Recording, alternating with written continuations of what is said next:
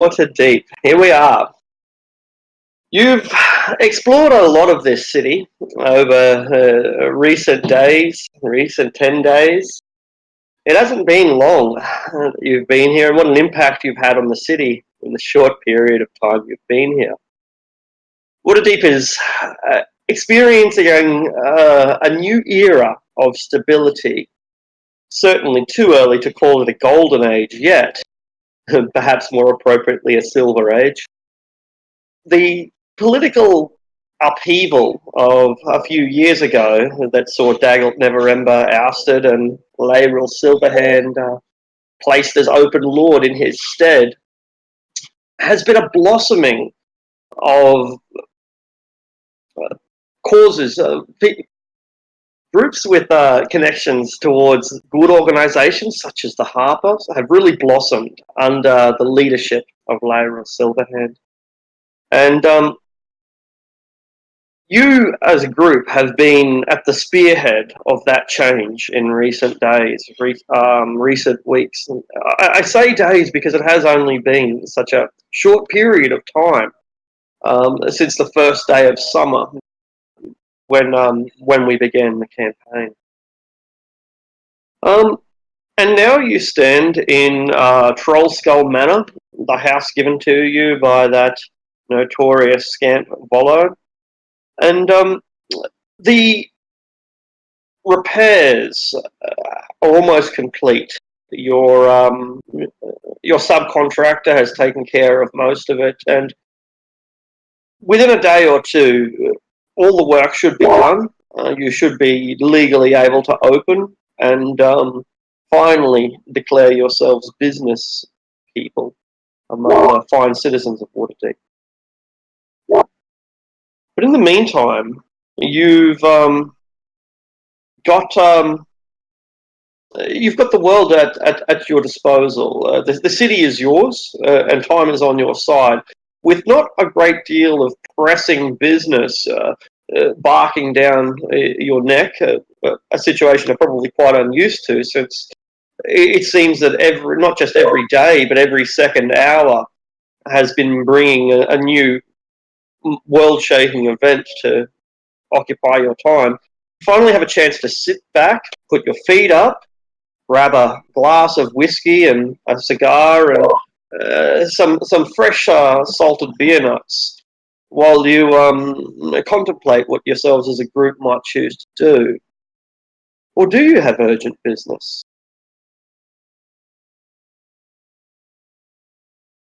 Well,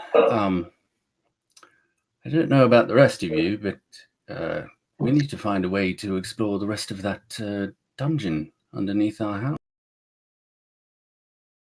I think I have a good way to get through there. It's rather hot down there. Is something to protect us from the heat? No. How do you feel about climbing along the ceiling like a spider?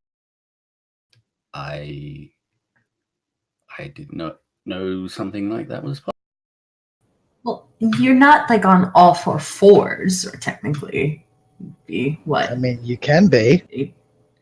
The shitwater shoes worked pretty well. Only for a time, Aldrich.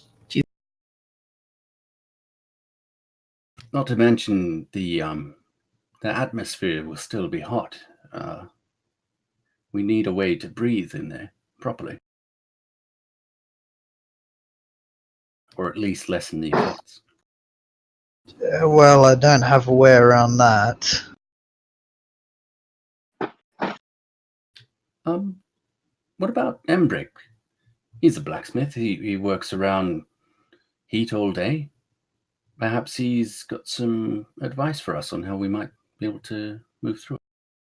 We could also drop by the Golden Page. What was that spell store again? And get some scrolls. I have already copied every single scroll that he's got. I spent a sizable portion doing that, but I don't think any of the spells that he had listed. Not for first level. I've copied his spells from first through to thirds. How did you afford that? They might. I need to do that, by the way. So I'll do that on our next break. Huh. I guess we could also ask Fala if they have any potions that might help. Something to inure us against the heat.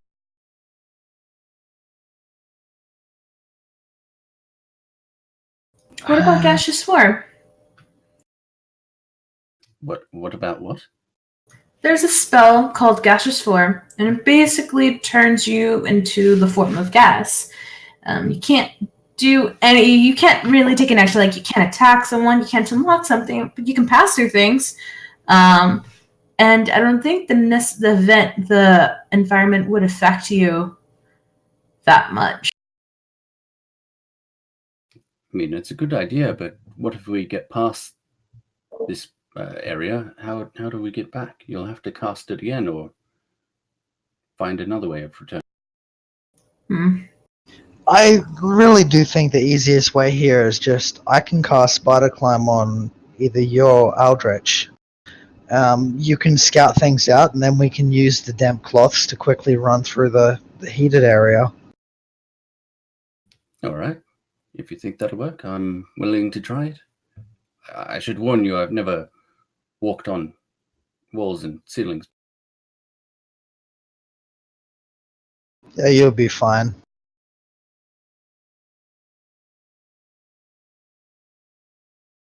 While you're while you're deciding on what your final approach might be, as you've reached a consensus on the strategy, the tactics you might take, the piano begins to play a sad tune, a sad, somber tune of loss, of being forgotten. Is there someone upstairs right now? It's probably the ghost. Let's go check on him. I haven't seen him in a while. Well, I think that's the whole point, isn't it?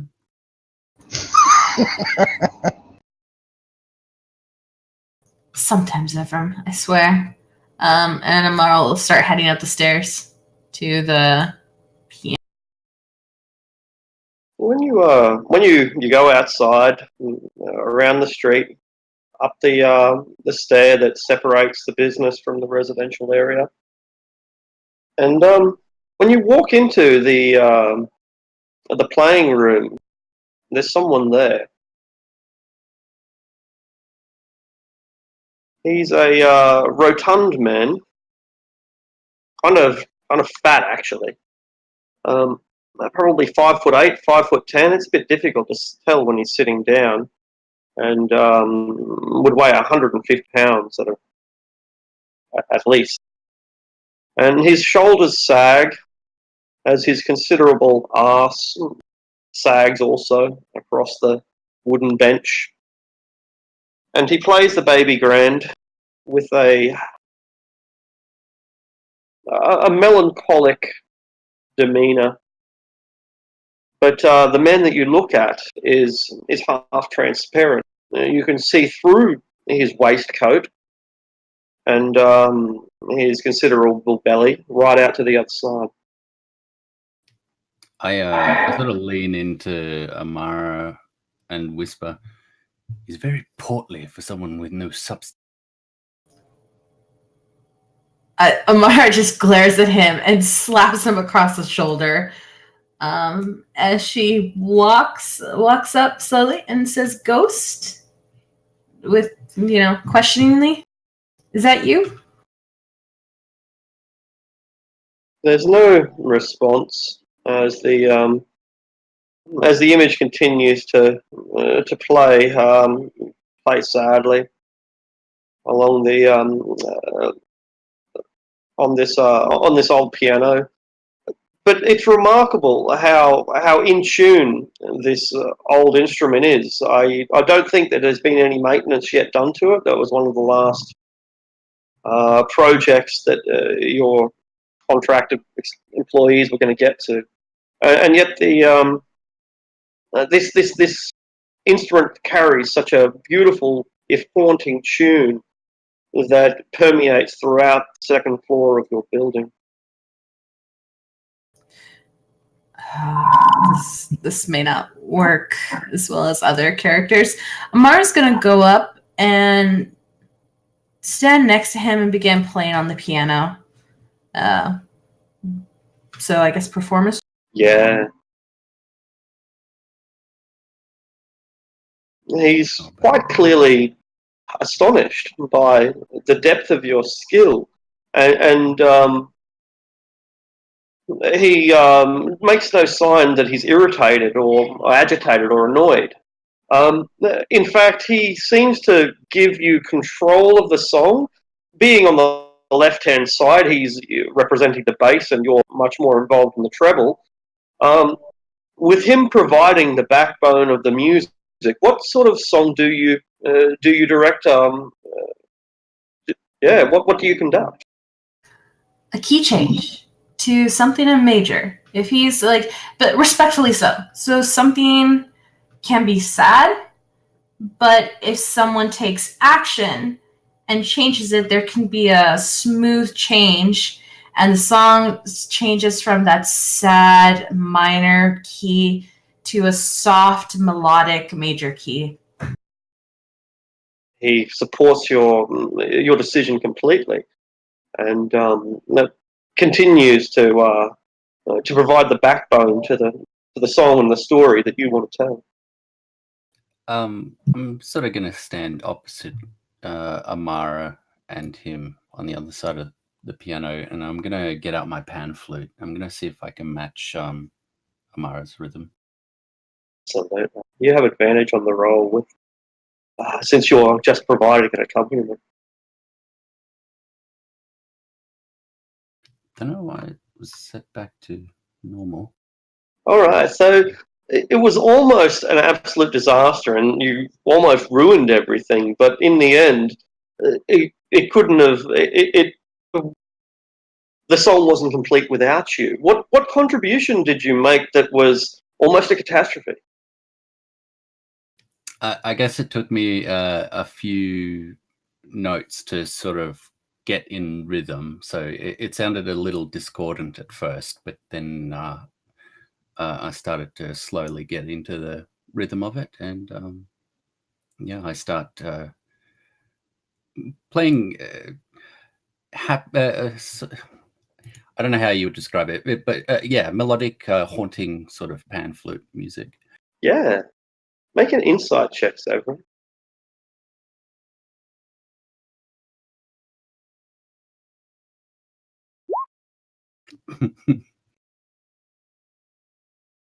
All right. I'm thinking we're putting the band back together. Yeah, that's right. Zevram is oblivious, everyone, to something that you all notice, particularly you, Amara, being in such immediate proximity to the ghost. When he notices Zevram, he has a look of horror, of terror, and he almost fades from existence. He sees his face, he sees his blades, and the ghost almost shies away out of fear. But the song convinces him to play, and as Zevram closes his eyes and concentrates to bring forth that haunting tune from the panpipes, it actually summons the ghost back.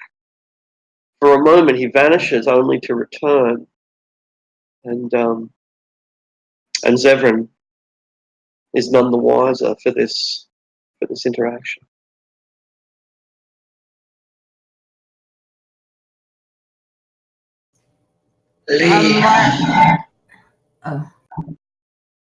What do you do? Sorry, Amara. She, as you said, everyone else noticed it. She looks at him, but just questions. I haven't heard the piano being played sadly like this. Is there anything we can help you with? He nods. Leave. Leave? He nods. Leave. Lee. Is that your name? He looks at you. Leave! Leave! Leave! Leaf. Amara blushes and looks kind of, I don't want to say ashamed. She looks embarrassed. Leaf, and I point to him as I take one hand off and the other hand plays.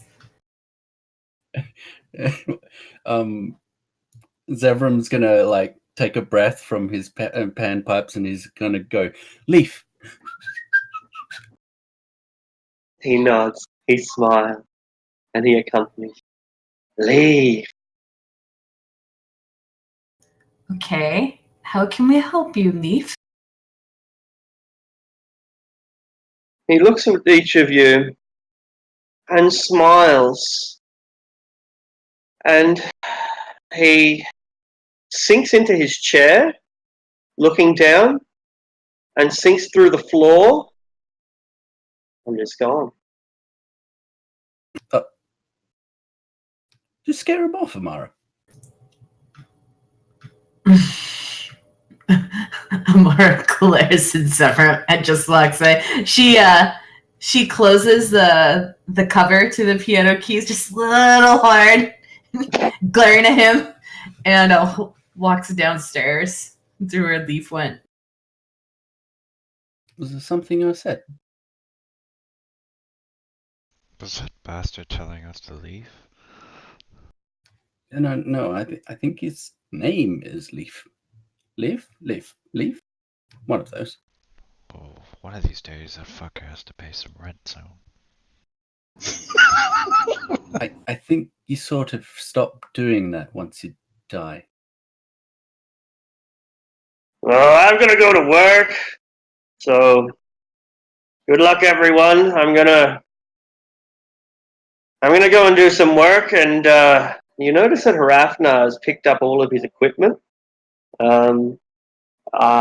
everything that he owns, and he looks back at the group, and he says, "So, don't wait up for me."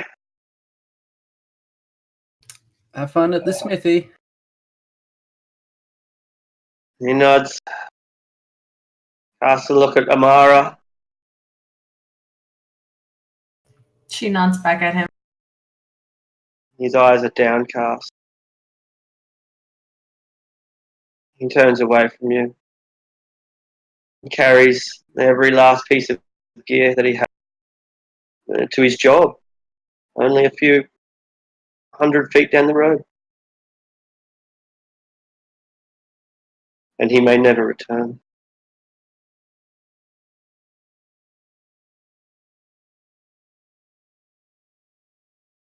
Well, you sure do need a lot of equipment to be a smithy. I need a drink, Amara says. Just she goes to the bar and goes behind it and gets like one of the hardest liquor, pours like 2 shots of it and downs it. All right, Leaf. Leaf is gone. Where is he?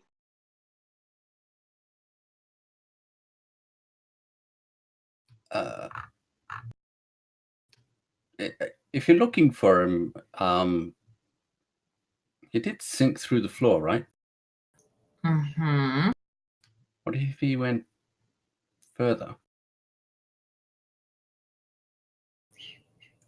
Amara walks over here and tries to like sense it goes. So it's a little colder in this area. Is there something off, a little tingle in the air? There is not. I'll have a look in the basement. Do you bring some more wine up while you're down there? Amara's already hitting the hard stuff and we haven't even opened. I had 2 shots and it wasn't wine. Thank you very much. As you reach the basement, Yes, no. As you reach the basement, Zevram, you arrive just in time to see him sinking further through the basement. He gives you a little wave as he goes a little bit deeper and then disappears. Do you want us to follow you? But he's gone. Damn it. Tally, what are you doing down here? No, I'm not Tally. I'm your new security. Oh, that's Yeah. right. You all look alike to me. Yeah. Racist drow. That's ironic. I'll head back up the trapdoor and I'll say, he's sunk through the floor again, below the basement. That. Basement should roughly line up with that room we didn't go into. The really cold one. Do you think he could be going down there? I suppose there's one way to find out. I suppose. Does anyone need to do any more preparing before we go back down and finish exploring? I'm ready for anything. Yeah, me too. Alright. Let's head back down there then. I've changed up my spells a bit. We should be able to handle it this time.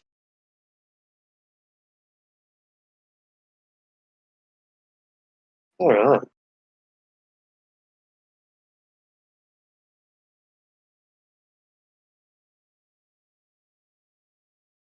So you what are you taking any special equipment down there?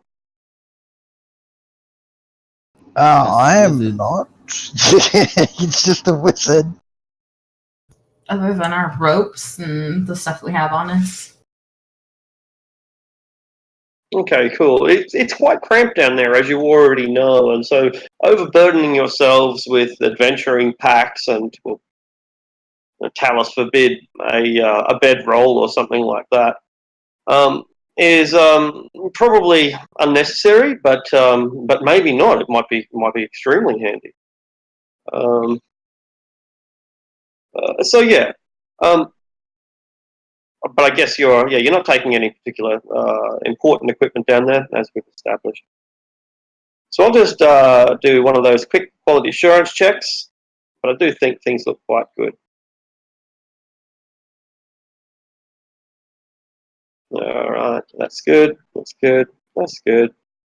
Oh, look, there's a little dancing light down here. How cute.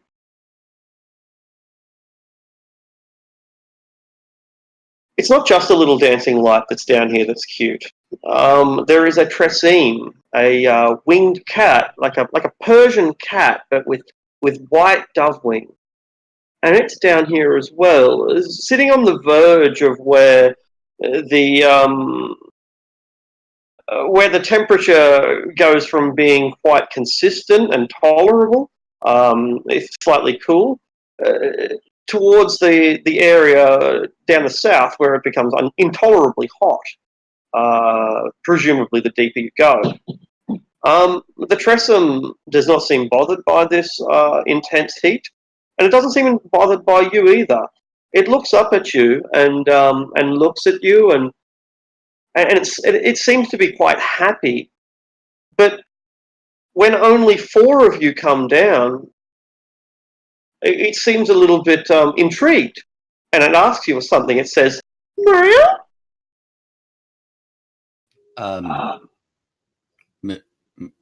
Meow? Meow.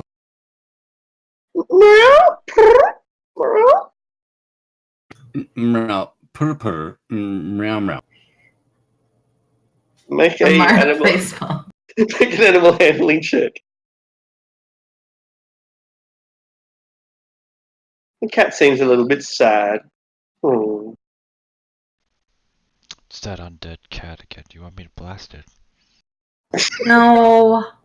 Kitty, have you seen a friend down here? Guy, and Amara kind of like puts her hand like right at her shoulders because it's like 5'10". She's half elf. She's a little taller than, or yeah, right up between her neck. Guy this high, kind of like you, like see through, and she does like this mime clear see through hand swinging in front of her. He just came down here, and she like did a floating hand motion too. It floats up, flies up to you, and like lands in your arms, snuggles in. Amara sighs. She sounds exasperated, but she begins petting it, despite sounding exasperated. She looks at the other guys. When you start petting it, it jumps away. It flies away and goes back down in this direction.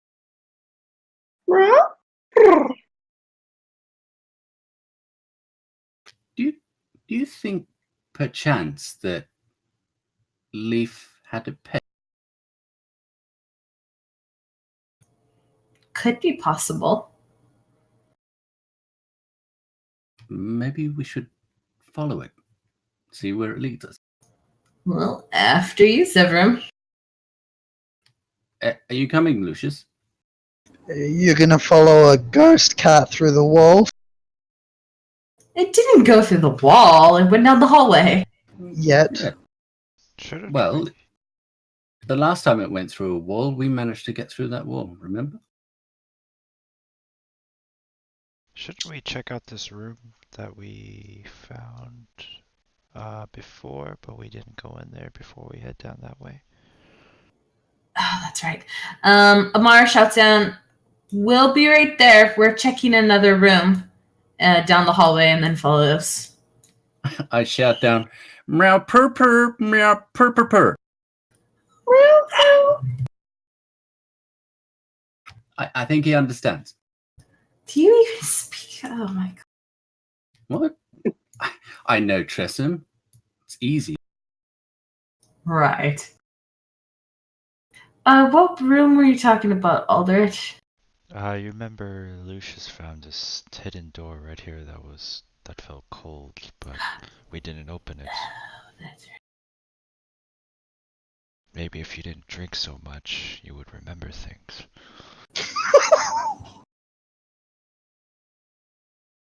I mean, Nope. Still wouldn't remember things. He does kind of have a point. You started hitting the liquor in the. Is that cause for alarm? Look, I was dealing with some stuff. I had 2 shots, and I dealt with it. Let's move on. All right. Well, if you begin to sway, I'll be here to catch you. I will slap you. Move on. Well, Lucius, what do you think we should do here? Aldrich, open it up. All right. So this is what the door looks like, and how you understand that it functions. Everyone's backing away. Wise move. No, I didn't mean that. I meant I didn't mean that. Doesn't matter. So the door, if it is a door, looks like this. Do you know how bricks are laid with a crisscross pattern for stability? Yeah, much in the way the tiles are demonstrated here on the map. The walls around here are laid out similarly crisscross pattern, but there is a section, probably about, I guess it's about 10 feet wide, might even be 15 feet wide, 12 foot, 13 foot wide sector of brick that is not laid by that. In fact, it's laid one on top of each other, and so it stands out quite distinctly. All in all, if you're able to follow a pattern that resembles a kind of carved away area, probably a door. Secondly, the area was quite cool the last time you were here. The presence of undead, the presence of spectral entities seemed to be, I guess, refrigerating the area, kind of chilling it, giving it a necrotic chill. And that was largely lifted when you destroyed these entities. However, this panel here, this sector of wall, remains cold. In fact, it is considerably colder than the room was before you destroyed those beings. The wall is so chilled that it has a condensation of liquid on it, with occasional droplets of water rolling down and collecting at the bottom. The whole thing operates on a sliding panel, much like modern ensuite doors do, with rollers on the bottom, rollers on the top. and a magnetic attachment that links it together. So pushing against the magnet will release the will release the magnetic force, and the entire stone wall can then be rolled back into a hollowed area within the northern wall. That and that's how the secret door works. There you go. I raise my shield to my face and I open the door. All right, you alone are able to see the Aldrich, and so you alone are going to be privy to the information that lies beyond. I will describe it nonetheless, but I'll put you in there, and we shall leave the others to lie in some degree of suspense while they contemplate whether or not you are even alive. All right. So the scene you see before you takes a moment to really appreciate, because there's a lot to see here. On your right-hand side are a pair of desks. One of those desks is cluttered with all manner of notes and maps and different drawings. It looks like a scholar's area that or a student's homework den that has gone out of control. Beside that is a clean desk. It has a lot of dust on it, but save for that, it's clean.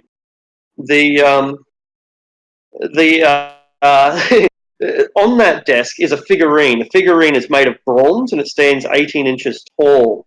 It has a blade in either of its hands and is masculine but very thin, emaciated even.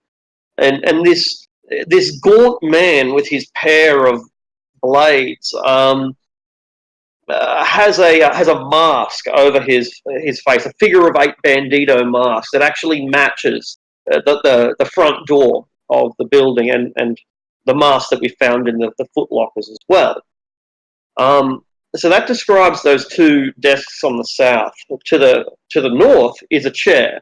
The chair appears to have once been nice, but it's got like a thick layer of grime on it, and presumably has been sitting here for a very long period of time. And the springs have probably held up better than the upholstery or the foam within has. So that chair is still intact, but probably fragile. Now we get to the front of the room, or what takes up the majority of the room, and surely takes your attention first. It's a huge map, and anyone with some geographic knowledge would recognise their own world, Faerun. And this huge geographic map of Faerun is dirty, layers of dust that presumably are centuries old. And if you look closely enough, you'll have to really zoom in to see so, but if you look closely enough, you'll see that certain places on the map are marked. Waterdeep is among them, Luskan, some of the cities in the Sword Coast and Anne. And further in, you might eventually discover that there's that the more information lies even deeper. But you can't see it because it's blocked by treasure. Apologise for that. I apologise that you're not able to see the entire map because there's too many gold pieces and silver pieces and gems. It's really blocking your vision, and I'm sure that that's probably a little bit annoying, but you'll get over it. What you might not get over is what lies at the very limit of your vision. You stumble forward a foot or two, and then he comes into view. His staff beginning to glow an intense blue, the gemstone on the top radiating with this vibrant light, electrical. And he has a raven on his shoulder, and this raven is composed entirely of shadow. Just a beast that seems to be insubstantial. And he himself is likewise comprised entirely of shadow.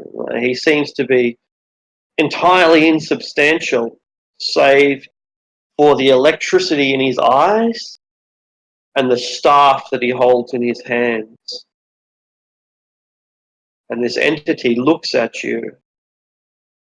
His eyes match yours, but he does not attack. What are you doing here in my lair?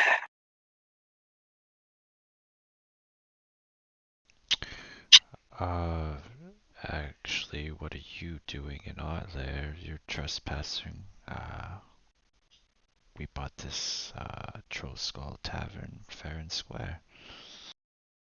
His eyes flare angrily. You can have done no such thing. Troll Skull is mine. It was not known as Troll Skull in my day, but as Lauramon's Lair, and that is a name that it shall have again. At this point, would we hear him speaking with someone? Sadly, no, for this is telepathic communication. Okay. Well, I'll go up here to the door at least and see if I can see Aldrich through it. You absolutely can, and I will have to transport you into the next room to reveal what you can see. Aldrich, are you okay? Ooh, hello. Greetings, the entity says telepathically to you. Welcome to my lair, under.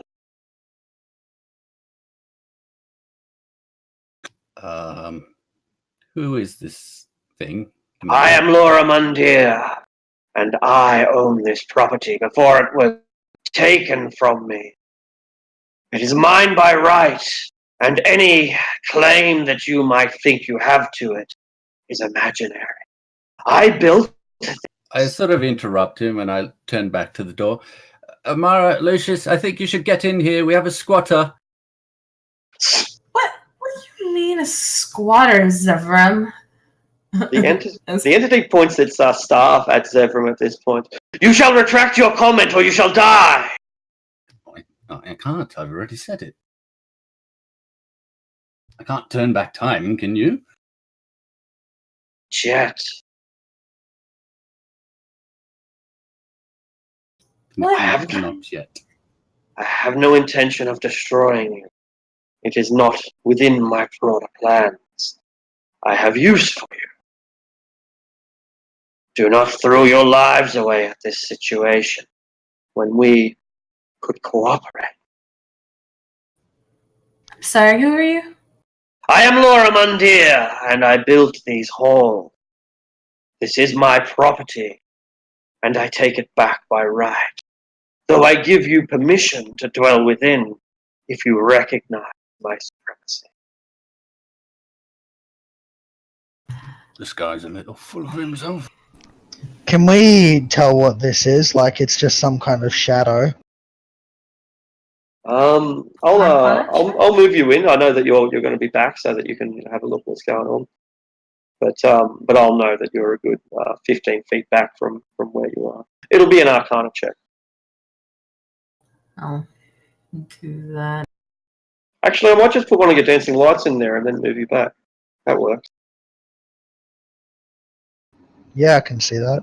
Yeah. Actually, Lucius, do you want to do Penny, do you want to do the Arcana check? I'm going to do an investigate or a history check on this man's name. Absolutely. And see if I recall it from any history. Yeah, absolutely. Oh, God. Yeah, that's pretty odd. I'll give you advantage, Amara, because you've read an article about him recently. And it specifically relates to the property that you own, Troll Skull Manor. One of the historic owners was a individual called Laura Mundir. They were the guildmaster of the Shadow Thieves in the local area at the time. They were known to be a powerful magician because they were able to summon a whole range of monsters, including the trolls, from which Troll Skull Alley gets its name. That was Laura Mundir of the Shadow Thieves who summoned those beasts to wreak havoc in Waterdeep because at the time it was Waterdeep was in a great deal of upheaval. It was the Guild Wars era. It was before Agarians stamped his authority over the city and reinforced the open lord, hidden lord system.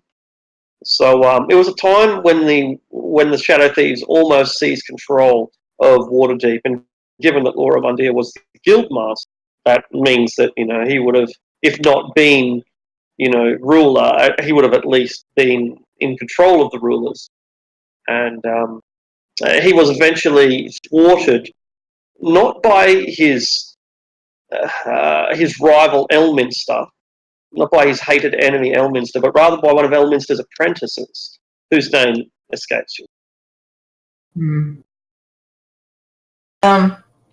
Her eyes go wide a little bit at recalling that information because she almost didn't remember it. And then she kind of like fixes her hair, but as she does, she smoothly points behind her and sends a message to Lucia saying that there is Laura Mundir, who's like the head of the Shadow. Basically, all the information that you told her in summarized. She's not going to do a check, but just visually, what does he look like right now? Is he like skeleton and bones? Obviously, he can't be alive.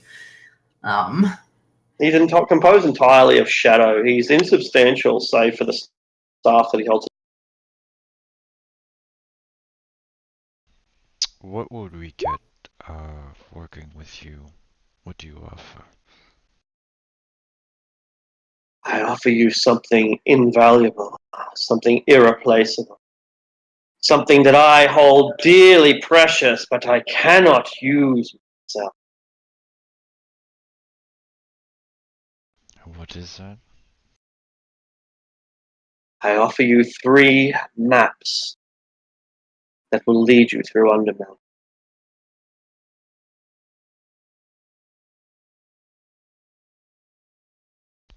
And what is the significance with the maps? Have you not heard of Undermountain? It is the greatest dungeon in all the world. Nay, in any world. And it is right beneath our feet, but none know how to find their way through it. With my maps, you will have unique insights. Aldrich, as far as I understand it, no one's ever made a map of Undermountain before. People have tried, obviously. That's meant to be because Hallister can shift the walls at a whim. And how long have you been dead for? He doesn't answer. You've got how many year-old maps? They will still be very valuable, invaluable. The foundations will remain the same. Melarcan, upon which the city was built, and the Netherese ruins, they have not changed. Do you know what this is, guys, right? It's a license to print money. I still don't see what stops us from just killing you and taking these maps. Oh. Well, I will gladly show you what stops me. What stops you if you wish. I feel things are getting a little tense here. I'm going to start maneuvering towards the couch. Make as if I'm trying to sit down. Mars ready in a dodge. Sort of just running my finger along this couch. See how dusty it is. Oh, it's pretty grimy. Yeah, she's pretty grimy, all right. What on earth, if you're such a great wizard, what on earth do you need help with? I cannot leave this room. This is my tomb, and I shall remain here for all time. I have need of underling, and you shall fit this role. I mean, Marley laughs out loud and covers her mouth. She's like, I'm sorry, but weren't you defeated by an apprentice? An apprentice of Elminster! But an apprentice. Die! He attacks. Roll for initiative. Nice. She doesn't get these social cues. Salt on the wound. Wonderful. I think we knew how proud he was when he introduced himself. 3 times. Oh, I know.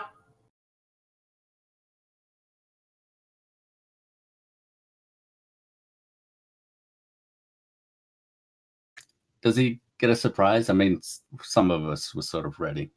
No, we're because everyone's aware of each other. It's not a surprise. No. Okay. He raises his staff up, and you're like, "Oh wow, he's going to kill us." We were going to kill him, but we, didn't quite get around to it. So anyway, Lucius. Quickly. Yeah. Can I put my dex differentiator in? I might go before him. Yeah, sure. I mean, I guess that's your call. No, I like to give our players the tiebreaker characters. Yeah,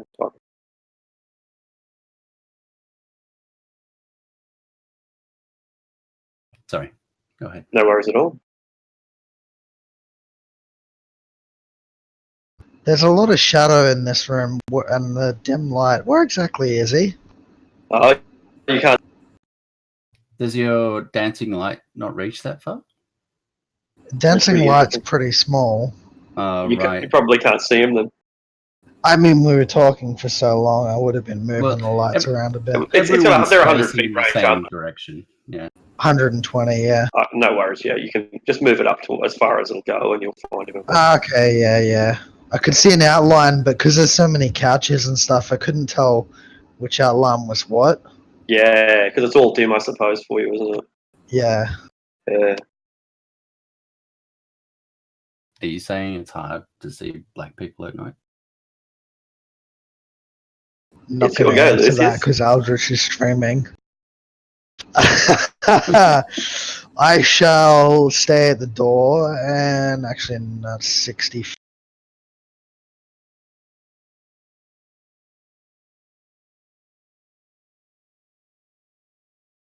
I shall move in the room to there. Can you move my token in? Absolutely. So I'm 60 feet away from him, then I'm going to cast Ray of Frost.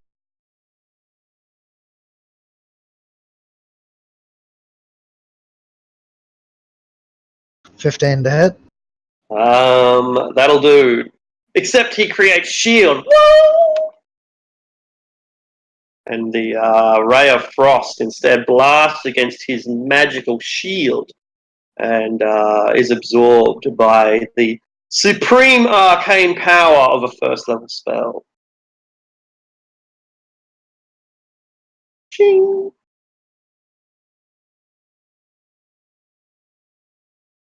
All right. At the end? Yep. Yeah. Zebram. Okay. I'm going to cast Fairy Fire on him using my Drow magic. DC 15.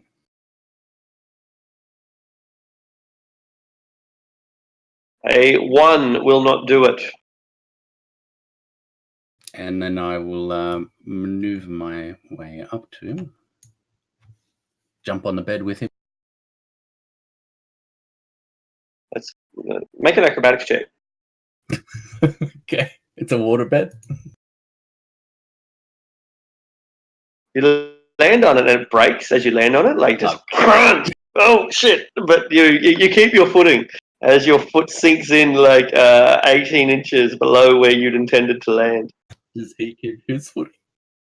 He's kind of shadowy and Oh, yeah. yeah, all right. Fair he's enough. he's fairly lightweight. Yeah. I'll show him who's a lightweight. Wait. No. Hang on. Alright. So you land with a reasonable amount of agility and grace. And that's my action. Oh, is it? Right, I didn't realise that was the end. Oh, of course, you could do Fairy Fire, yeah, of course. And seeing as you have now engaged him directly, he calls you a fool! And he promises you a swift death and to join my legion in a way that you would not have enjoyed. And strikes you with his staff across the face. in a succession of blows.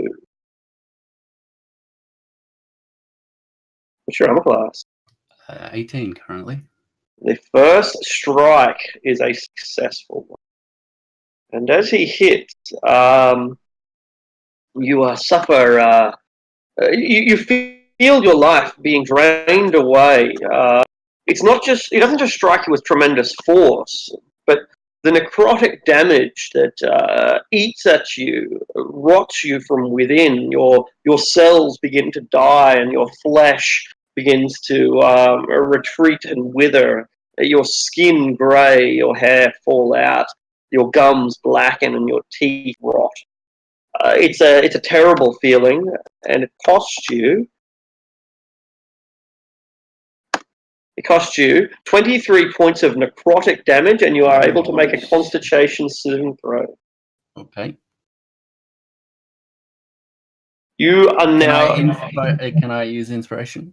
You're lucky. Yes, you can. I was so enthusiastic to just like, oh well. Oh, I well. spoke too soon. You have the luck of a cursed Tamora cleric. You lose 23 hit points, and those hit points come from your central life force, from your core, and your maximum hit points are reduced by the same amount. Damn. Well, I'm back to full health, technically. But I can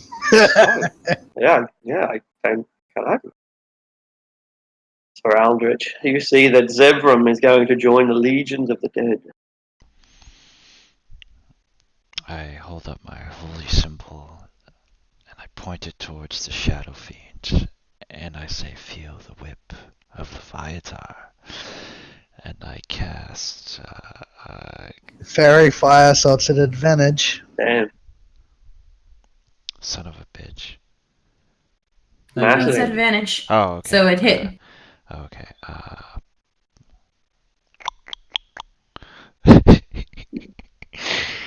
Shazam.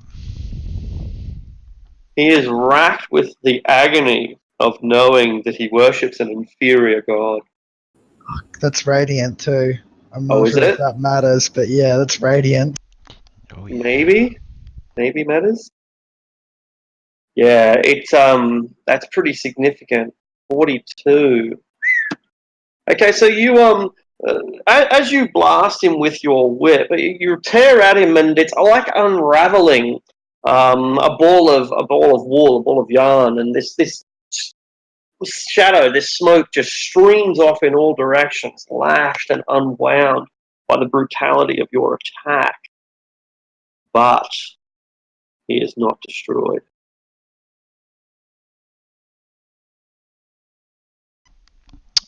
And that's the end of my turn. Mara.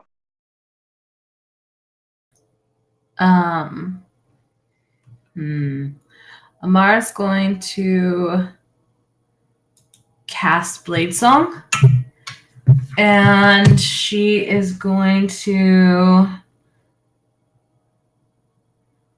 move up 40. She's going to move right here.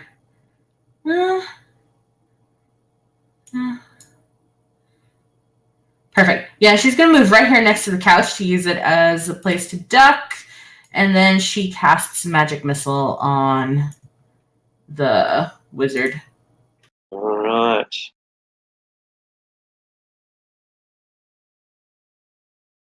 You gotta roll it 3 times. Yeah, damn it. Sorry. Your magic missiles fly true and accurate and collide with his shield and are absorbed by it. Oh, it's a new turn. Oh, unless he's casting it again. Yeah, he just cast it again. Okay. Don't they go through shield? No, shield specifically absorbs that. Oh, absorbs med. That's right. Okay, cool. And I am my turn. All righty. There is a little shadowy raven that is on his shoulder that flies off, and it begins to claw at Zevrum's eyes with its tiny little talons, and the shadowy wraith, the shadowy raven attempts to blind you.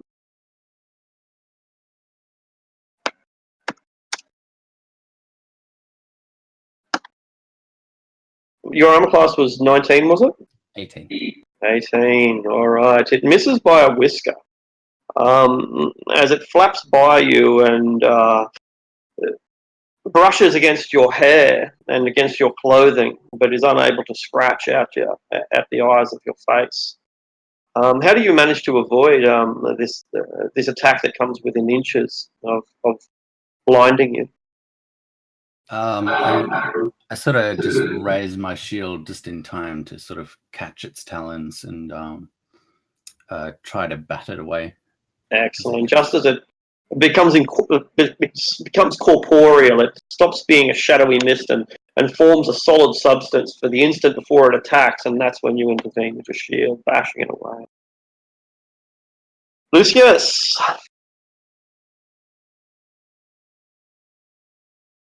I shall move up a bit more and then cast Rare Frost.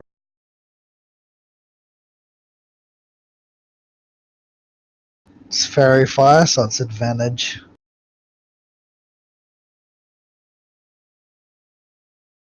It is a middling blow, and the strike causes him to flinch, and but against the agony of Leviathar's will, it is an insignificant inconvenience.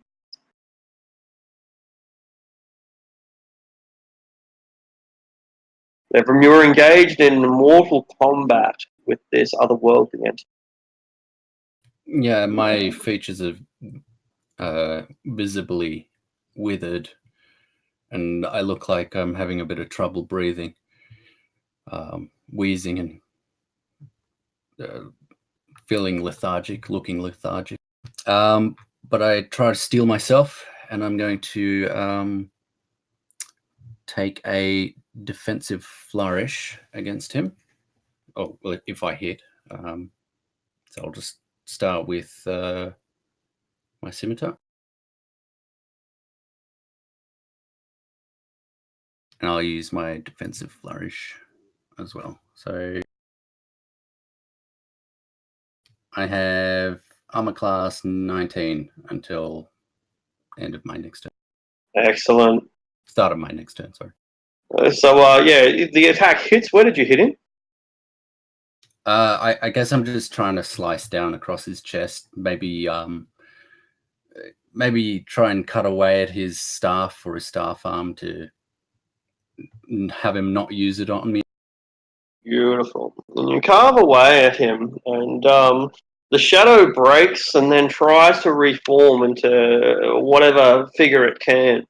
And it's much smaller, and all it can do is create a kind of torso and a head and a pair of arms bearing this staff. But in this form, Laura Mundir, yeah? Sorry, as a bonus action, I'm going to look to my friends, and I'm going to look to Amara and say, a little help here, and I'm going to give her Bardic Inspiration. Well, and as you are distracted briefly by your glance over at your allies and your support, Oromundir takes this opportunity to unleash a devastating blow, striking your staff. How many attacks are they making? What? He's a portent wizard. Yeah, I'm gonna use my portent to make 2 attacks. Okay. All right. No worries. And so he strikes towards Zevram, aiming towards the heart. A pair of blows that will rain down upon his chest. But you intervene, and what's the result? I'm using the portent for a 2 and a 3, so Zevram would probably get really lucky, and it looks like it's just with no real explanation as to why. I trip on some of the, remnants of the bedpost, and it just makes me stumble back enough for it to not. Very nice. All right. He curses this and Mask, you have abandoned me. This vestigial creature stands at your mercy, Sir Aldrich. Do you guys move with Q when you do the ruler thing?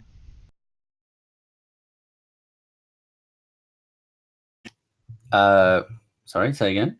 Like when you move and it shows you like your feet, like do you hit Q? Because when I do it, it like does this weird Yeah. thing. Okay. Yeah. You yourself can't see it, but everyone else can. Like you can see the line that you're making. Because mine but makes like no a one fuck ton of sees you. lines. Yeah, you just need to press it, move your token a little bit, and then press it again. I'm gonna move forward, but as I'm charging forward to Severin's rescue, I'm gonna blast him. Yeah. Where the fuck is it?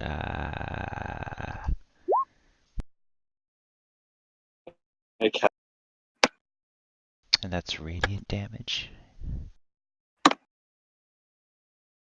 All right. He is consumed and destroyed utterly. Would you like to describe his final agonizing moment? As I'm rushing forward, I'm charging with my holy symbol and blasting him and say, I got you, Severin, don't worry.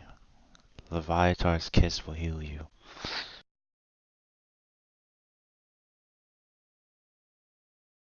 He is consumed, utterly destroyed, annihilated.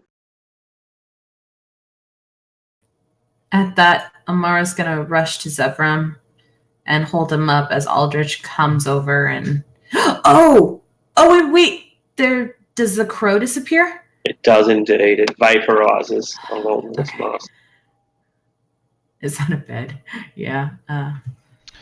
So this effect with his HP being 23, curing wounds won't do shit to it, right? Correct.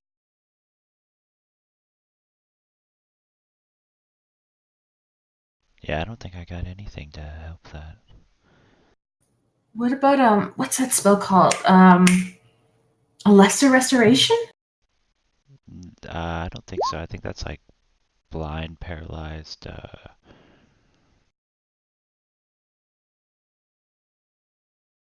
Lucius! Really? What? Do you think there's something that we could do to help Zevram before we start inspecting the I'm not the cleric. Look, if we can figure out what it did to him, maybe there's a better chance of helping him.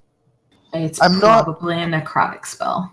I'm not checking the stuff for completely and utterly greedy reasons because I want to know what it is. I'm doing it to help Sevram. Uh-huh. Can I Thank do you, Lucius. You're such a good friend. medicine check to see if I know what could be done? To help Zevram. Probably a restoration will work. I think lesser restoration might be required greater, but I think lesser restoration will work. Yeah, pretty sure of that. And or just if he just takes a day off, then he might be okay. The life force is remarkably resilient. In times past, before the spell plague, this sort of injury could be permanent. But the rules of magic have been rewritten since then.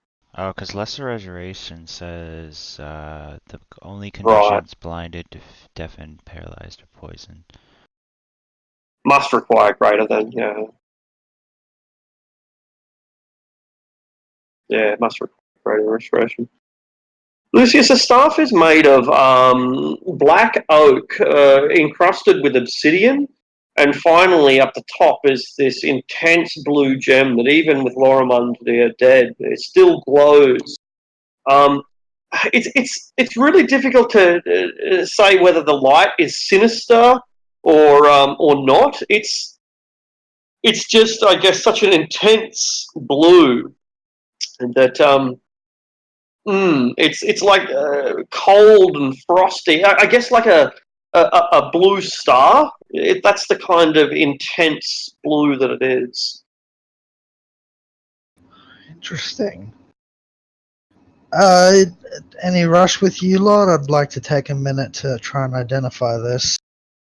Take your time. There's still plenty of stuff to inspect while you do it. But afterwards, and Amara looks to Aldrich and Zevram, we can head back upstairs and purchase a Greater Restoration Scroll and get you back to health. Otherwise, you're going to have to chill out the rest of the day, Zevram. That might be a good idea. I'll tell you what. You go do that, and I'll start counting the gold. I think he's fine. I'm just a little tired at the moment.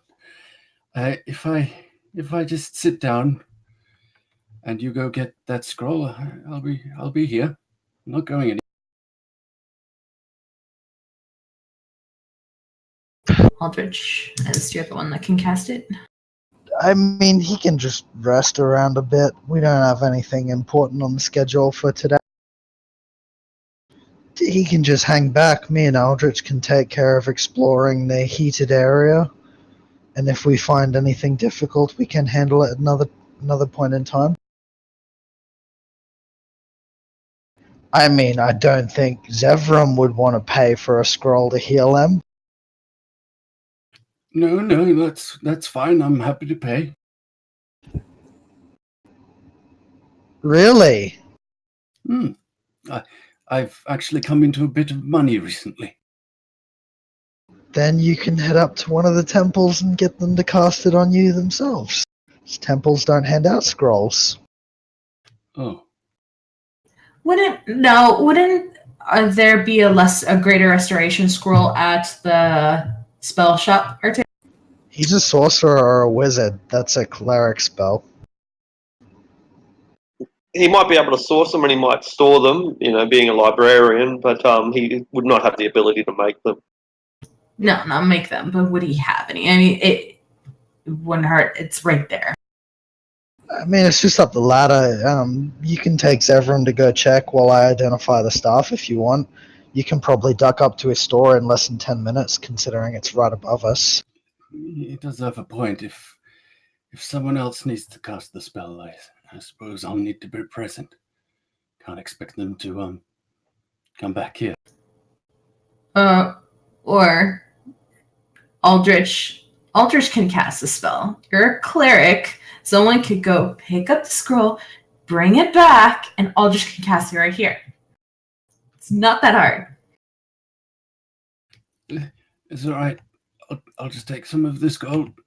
I'll be on my way. And you said you recently came into some gold. Is this what you're talking about? Oh god! How All much right, I guess that means we have to roll the gold then. I can't. I suppose actually, I can't fit it into the transcribe it and put it straight onto the map. I think I'll do it. I'll do that from now on. But if I shrink the numbers, sorry, I'm talking to myself. Post. Yeah, that should work. And change it to black. You should be able to see it. Just give me a moment. There are 46 times 100 gold pieces. If you just want to roll those for now.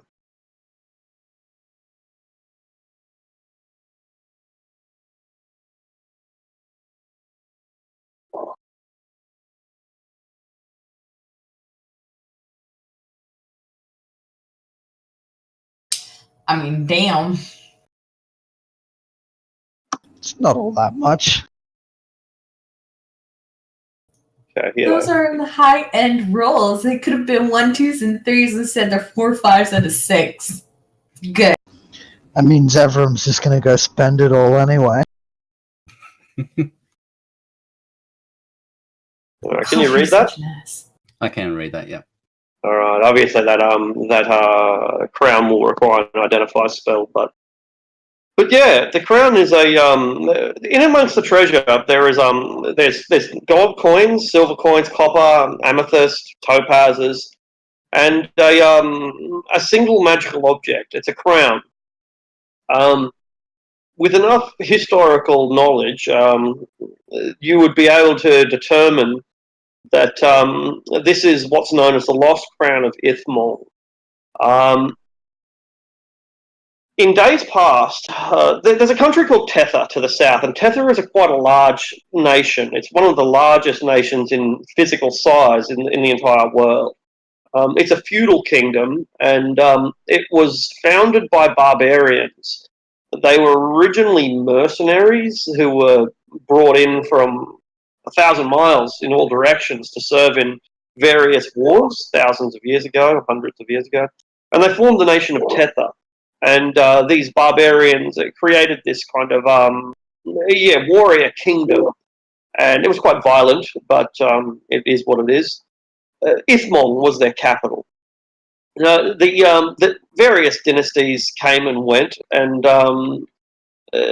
maybe 130 odd years ago, 150 years ago, the capital was moved from Ithmol to a completely different city. I think it's Zazaspur. But yeah, and so the lost crown of Ithmol has been discovered. The crown is an iron circlet, a big heavy iron circlet that runs around. It's circular and it has kind of battlements on the side, 4 raised panels, and on the front raised panel is a spinel, a large red gem which looks like a ruby but actually isn't a ruby. And so that's the lost crown of Ithmol.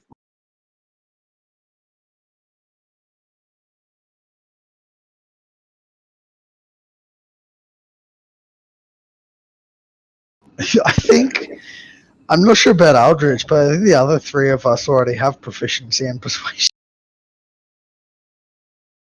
I don't. You don't? Yeah, well, if you don't, then you take it, I reckon. Unless Aldrich, you want it? It's a crown. Let Aldrich have it. Great. What we need is a bigger ego on the priest. Well, it fits him. Mara's not going to wear a crown. No, she has. Two both. Go ahead. You two both have resistance to charming magic anyway, and I think so. So you don't have proficiency in persuasion, but do you, Zevram? Yes. You should, yeah.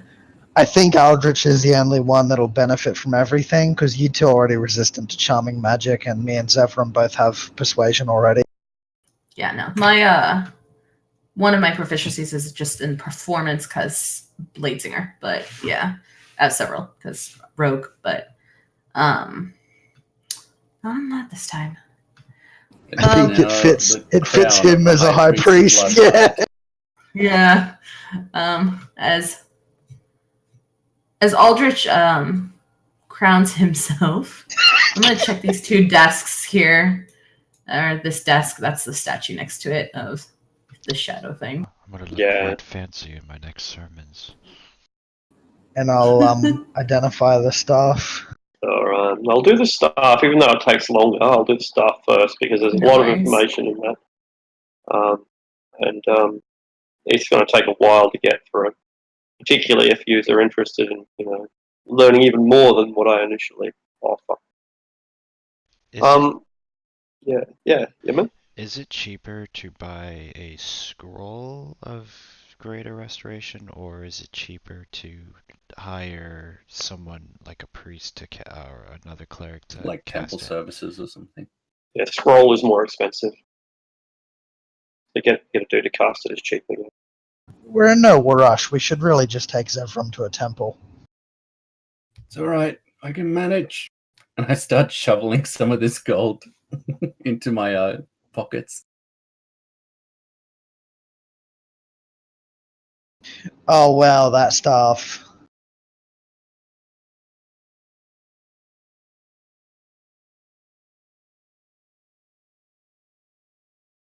I mean, cool.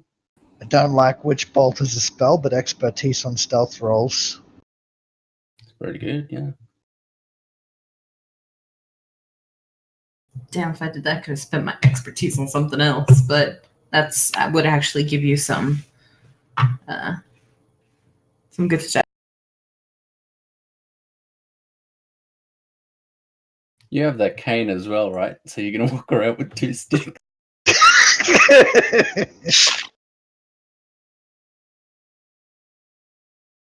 Do you think this would be a good place to keep our gold? No, because if someone else finds it, they'll be able to take it easily. Yeah, there's several access points to this place. Banking it would probably be the best choice. So I will head back upstairs in my dilapidated state, and I'll head out the door and try to find the temple district. I'll catch a cab if I need to. Sure, no worries. And you guys feel free to explore, and then I guess Arctic can tell me whenever I get back. Well, we're identifying and sorting through the treasure and stuff, so we'll probably be in this room for like an hour or so. Yeah, that enables your character to take a short rest too, while Zebram's, takes an hour and a half to go and do his business. You can do some research and still, whether you want one or not, take a short rest. Okay. An extended lunch break, working with the council. This could be expensive, so are you guys okay with me just taking the 2,000 gold and seeing what's left over? Yeah. No, how dare you? Every single coin is valuable, and I do not permit you to spend even a copper piece. That's because fine. we're nearly broke and we don't have any money. I use the thieves' tools on the petty cash box. The alarm spell starts going off. Did you forget about that already? Well, he wouldn't know, right? It just rings in your head. No, remember that's the one that's set to loudly play. Oh, okay. Doesn't go to my because it's got you before. No, I don't think any of us have a problem with you using petty cash for this. Okay, cool. Well, I will go seek a priest. All right. Yep. Before we continue, can you put the stuff in chat instead so it's easy to go back and double check? Because, like, if you put it on the map, it's cool, but, like, if we need to go back and see or if something was gotten down wrong. I was hoping that someone would write it down while I had it up there. I am writing it down. Don't worry. Yeah. Yeah. So I can put it back if you want to write it down again, but but to transcribe it into Discord means I have to type it out because it's like. Can you just type the name of the crown? That's all I need, and I'll put everything else. Absolutely. Okay, cool. Yeah, it's an inconvenient thing that whenever I'm making, that's right. Whenever I'm making Roll20 maps, I know that it's bad to write the information on the map, but it's easier than going into the journal and opening up a journal entry and pressing edit. Okay, so you actually just integrate the items that are on the map, so they're there, and you just have them. That's right. So they're in the black spaces that the players can't reach. I've got my information. You guys should have seen how much shit I had written on the map when I was running that one shot. No, I get it now. All right, no worries. Yeah. So I found this, by the way, just then. I think I took a screenshot of it. We'll do the interaction. Oh no, I didn't take a screenshot of it. I won't worry about showing you for now. I'll show you later. Okay, cool. So here we are. We are in the lair of Loramundir, in his home base, but he has been destroyed, and we've seized control of his treasures. Woot woot. Let's move on to the notes. There's a lot of information in here, and so I won't waste too much time. any further. First of all, this appears to be a journal. Laura Mundir seemed to have been a meticulous recorder of information as it passed. He seemed to like categorizing things and having strategies and writing them all out. And there's a lot of information. But following the journal entries, it reads something like a short story or a novella, perhaps. It details the guild wars of Waterdeep. It details the rise of the Shadow Thieves, and particularly of Laura Mundir himself. And the Shadow Thieves, as they exerted their control over Waterdeep by engaging in assassinations and targeting the various guild leaders, they basically orchestrated the rise of the guilds, only to then murder the guild leaders when they were reaching their heights of power. It was a long-stage process, and it was very effective. Unfortunately, it all came to an end with the intervention of Elminster's apprentice, Tazhara, and of particularly the rise of Agarian. A Waterdavian native himself, he was a powerful magician who peaked early, or maybe peak's the wrong word, but he gathered a lot of power at a very young age, and so by the time he was, a man, he was a very powerful wizard indeed, a young archmage. And that meant that the Shadow Thieves were eventually driven out. And so there is details on that sort of campaign. It also details a property, this information, there's a lot of information here. It also details a property. The property is called Aquarius, and it is a lakeside property, I think 5 stories tall, of which the bottom 2 stories are submerged. Aquarius sits out on Lake Esmeltaran, overlooks Lake Esmeltaran, and has kitchen and dining, and you're able to dine underneath the water while the fish and whatever else exists in this lake swim around you. It's very, very exotic and in demand, I assure you. But anyway, this building was built 200 years ago, well and truly before the spell plague, 230 years ago. It exists in a place called Lake Esmeltaran, which is in Anne. So there's that. There's information here on the location of a cache of platinum and jewels. They are buried beneath the floor of a business within Skullport. It's an apothecary called the Ivory Rose. The Shadow Thieves use that business as a front, and in their operations between Waterdeep and Skullport, they established this business to launder money and do other nefarious deeds. But when the Shadow Thieves became trapped in Waterdeep and eventually destroyed, they were unable to then go and seize this cache, and it presumably lies there undisturbed. There are a range of prayers. There are prayers to Mask, of course. They attempt to demonstrate piety. Give me good luck with my upcoming exploits. A prayer that you might say over the dead man that you just assassinated. Prayers that keep away the taxman. These sort of things. There are ambitions here. Laura Mundir was an ambitious man. And the notes here detail his ambitions to move. If you look across the map now, you'd have to zoom in to see, but you'll see a range of X's at places like Luskin in the north, Waterdeep where we are now, all the way down into Calamshan at the very south, and across into the Moonsea and the Inner Sea and the Moonsea north of it. It's a very broad range. And according to these notes, each of these X's in 1292, exactly 200 years ago to the year, in 1292 DR, each of these X's had a guild master, and so as you can see, the Shadow Thief network was worldwide, but they were cracking Waterdeep. That was Laura Mundir's job. Waterdeep being the jewel of the north and a prize to rival all of the others combined, perhaps, but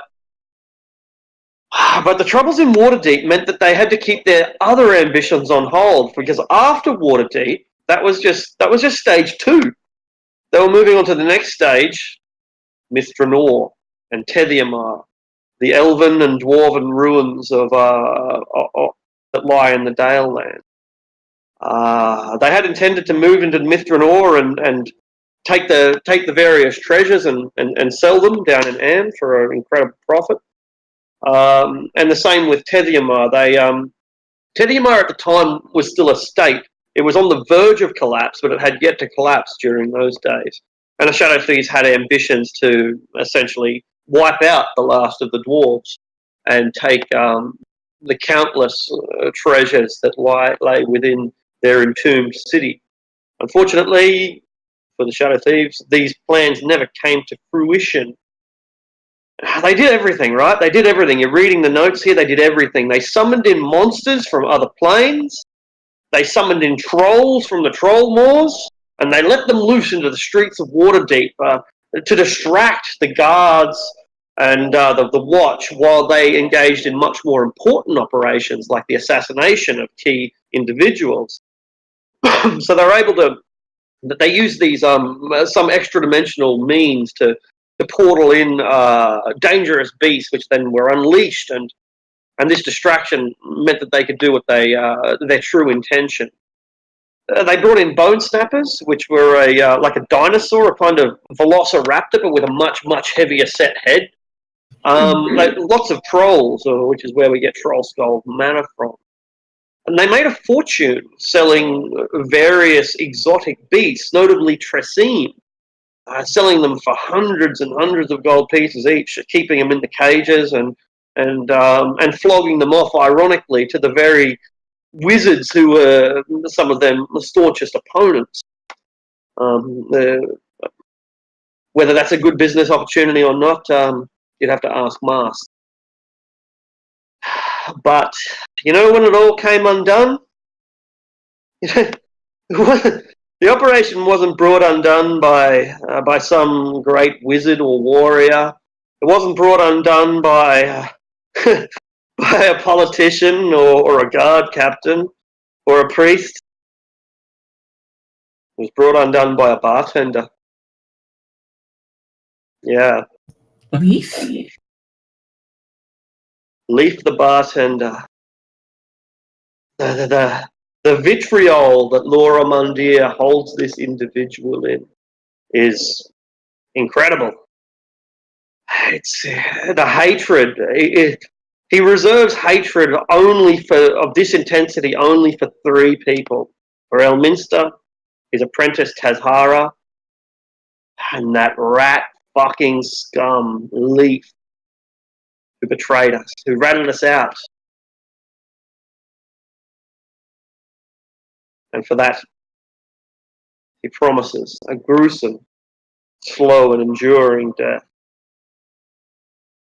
But whatever the case, it was, according to this journal, Leaf who was instrumental in the destruction of the Shadow Thieves by betraying them from within. And eventually, he was defeated. Laura Mundir was defeated by Tazhara, the apprentice of Elminster, but they didn't catch him. They didn't kill him. You read here, Laura Mundir decided his own fate. Trapped here beneath the sewers and the surface, unable to return to the manor above, locked here within these tunnels that he himself had built over decades painstakingly. This would become his tomb. He and the 4 remaining loyal members that he had, having lost countless numbers, they engaged in a suicide. They promised Mast they would serve eternally, but they were wrong.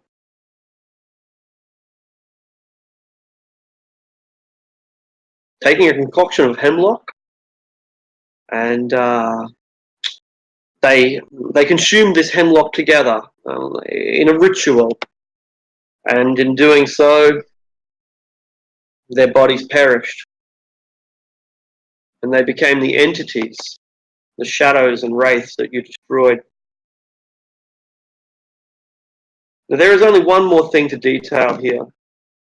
Unless you wish further detail on anything, we can get to that. There are only one further detail that's required here. They are scraps. They are scraps of maps, and there are 3 of them.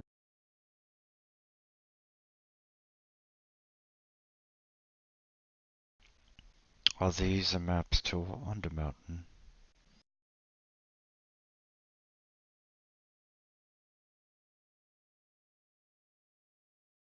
What's mentioned on these scraps, Arctic? Is there certain writings, a certain like language written on them?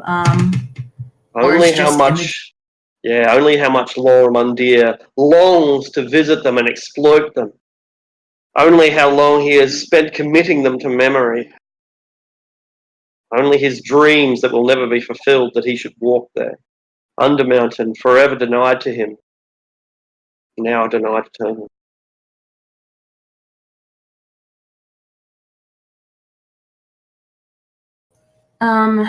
They could be. I'm kind of in the mindset of Lucius that, and I have heard stories of Elminster changing passages. Think like a changing maze, but these could be useful. Or Elminster, Alaster, changes the hallways and can adjust the maps himself. It was one of the things he worked for. So I don't know how accurate they'll be, but we can still take them. There's not no just point that. Parts of the Undermountain supposedly collapsed and were rebuilt during the Spell Plague, which is still rather recent. Well, we'll take them, and if you don't want to keep them, I'll just keep them with me. It'll just be good for a reference, and if not, they can be fire tinder later. There is one thing I'm specifically looking for on this desk, Arctic. Is there any mention of the hallway, the heated hallway? If this was his hideout and these were his halls, was there any mention of traps or a certain mechanism of heat mentioned? None at all. Yeah, none at all. No. I don't see much reason that they would detail their own hideout because they all probably knew it like the back of their hand. I don't think we'd get that lucky. Well, it doesn't hurt to ask. Jesus. Not to Oh, yeah. mention, actually, like maybe because this place has been here so long, things could have shifted around underneath us as well. Like underneath this place, maybe there's something under the ground that's causing this heat. Something underground, something in the sewers. Could be, yeah. I'm gonna search this couch. Is there anything here? Make an investigation roll.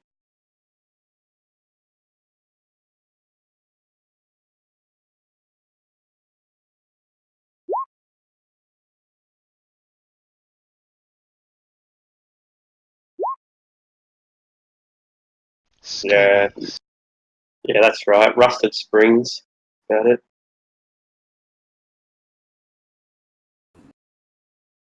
This is an interesting little hideout. It'd be a shame if we didn't repurpose it. After we've checked out the rest of that heated area, I wouldn't mind doing a small renovation on this place ourselves. If we block up the other entrances, yeah. We can put some gates and doors in.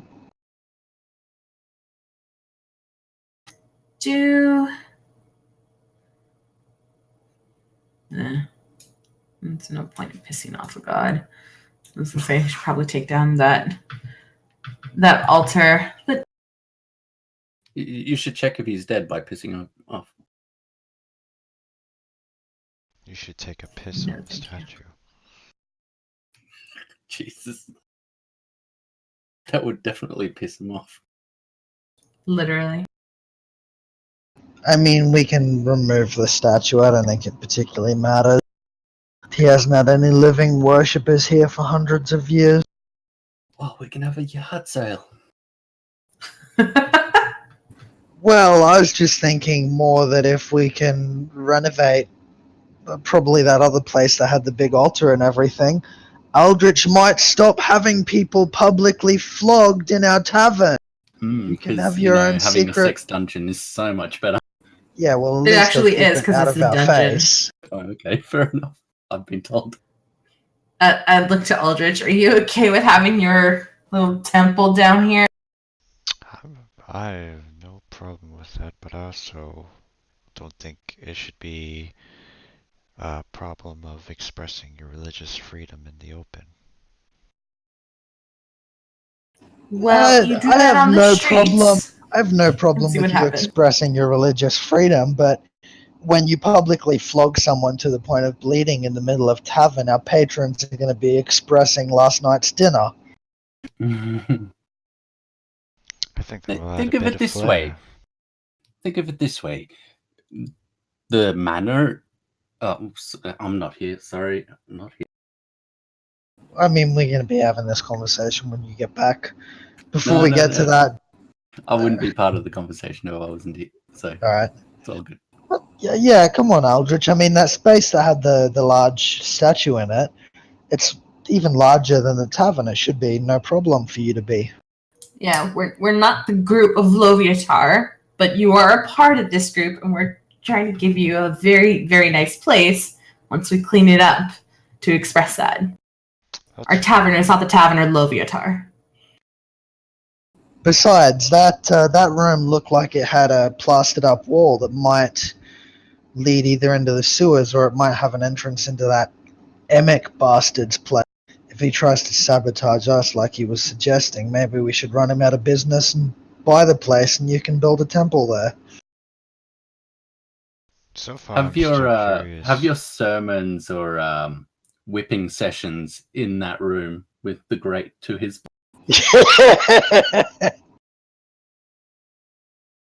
I don't go to Amix anymore. All I hear is weird moaning and crying.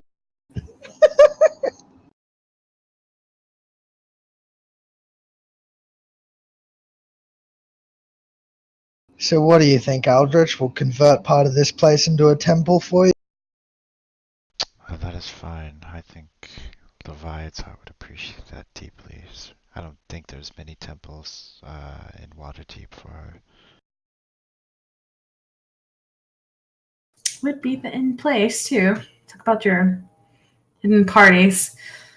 Shall we, Lucius? We still got plenty of this dungeon to discover. Yeah, let's go. So, would I have had time to go find a temple? You do. Which temple do you go to, though? That's the question. Let me check the Waterdeep map quickly. Yep. The temples are the yellow dots. Well, would the Holy Hands house have clerics on staff? I guess the Holy Hands house is like a temple to all deities, and it's also an inn apparently, and it's the closest one to Trollscar. It's only like 2 blocks away. Okay, cool. I've always wanted to have the Holy Hands house. There's not any info on it on the wiki, unfortunately. Not even in the wiki at all. No. Wonder why they bring it up on the base map if there's no information about it. Must be somewhere in Waterdeep in Dragon Heist. I think it's meant to be the place where if your god doesn't fit into one of the gods here in the city, that's the place to go to. Interesting concept. All right. Well, Holy Hands house. I'll have to make a decision on what I'm going to do, but won't make it now. Okay, so you're able to buy the scroll for a 500 gold piece. Buy the scroll or get the Sorry, buy the surface for 500 gold piece. service. Yeah. Okay, cool. Yeah, I'll do that. And I'll get healing at the same time if I can. No worries. Does that cost extra as well? Fuck. We gave the bastard $2,000. He only needed 500. They'll heal you. Yeah, they'll heal you free of charge. Nice. Do they have heated tells? They throw you out.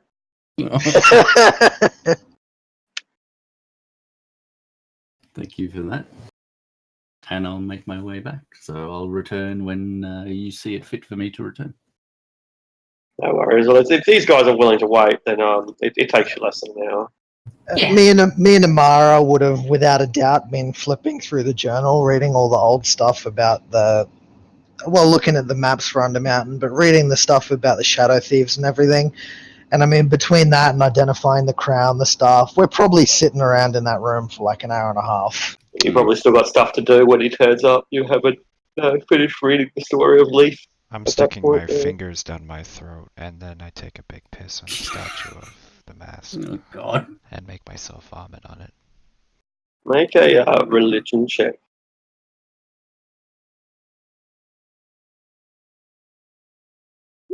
Are you bulimic? Alright, the mask attempts to curse you. He attempts to make you suffer, inflict a bane that will hang over your head and cause you terrible misfortune. But your faith in Leviathan is too strong. What is it about Leviathan that you love so much that would shield you from the wrath of a god? Her endurance and just her sheer, just her way of just inspiring to using the pain as motivation instead of being a weakness. All right. Yeah, cool. You curse me? Great, I curse me too. My curse is better than yours. All right. Well, I come down the ladder. I'm back. I'm looking a little better, I think. Oh hey, you don't look half dead anymore. Yeah, you look good. Oh, thanks. I like You do that too. look on you. Is that some vomit on your collar? Ugh. I nod to the statue as you walk in. He's done it again. I see. Anyway, Lucius, I think it's time I become a spider. Let's head to the heated area first. The spell doesn't last forever.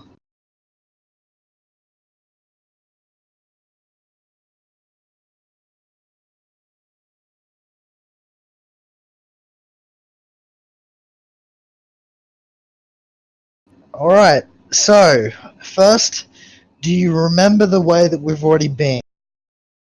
I believe we went south and then west, if I have my bearings right. So we've not been down the length of this hallway, and we've not been down the right and left. I've got an idea. Okay, so I'm going to cast this spell on you, and then I'll give you a pen and.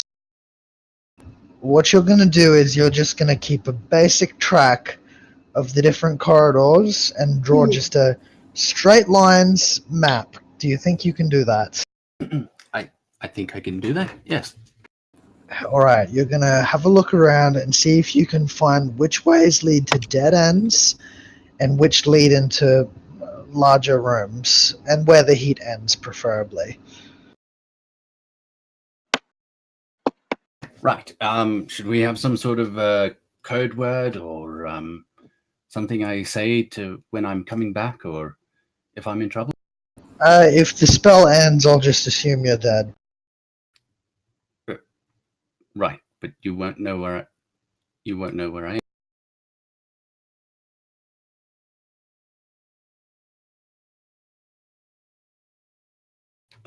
am. Yes. All right. I suppose that works. All right, I'll hand him the piece of paper and a pen, and then cast Spider Climb on him. All right. The passages here are only about 5 feet, 4.5 feet tall. The whole thing is cramped between the sewers below and the road above, the cobblestone that our horses and feet walk along. You cast a spell on the subject, and Zevram, you are now stuck to the roof, able to move freely as you travel in defiance of gravity. The heat is intense and rises from below, those obscure black obsidian stones underneath you, um, uh, emanating a terrible heat. The deeper you get, the worse the heat gets. But up here on the surface is much cooler than the floor, and so you are able to tolerate it. Yep. So I'm gonna start crawling on all fours because it's still not tall enough for me to just walk straight up or sort of crouch. If you walk on the walls, you'll have more space. Oh, right. Corridors are wider than they are tall. But then I'm closer to the floor. Sounds like a you problem. Jeez, At this all right. point, the floor drops. There was the roof that goes higher. The floor drops lower. I think the floor drops lower. Stairs that go down, so I'm assuming the floor drops lower. Yeah, the stairs are a bad representation, but yeah, that's right. The stairs in this case do actually go down, so the floor drops lower, and the roof remains where it is, and yeah, that's how it works. That is how it works. The roof remains still floor. Floor drops lower. Yeah, floor. Keep going this way.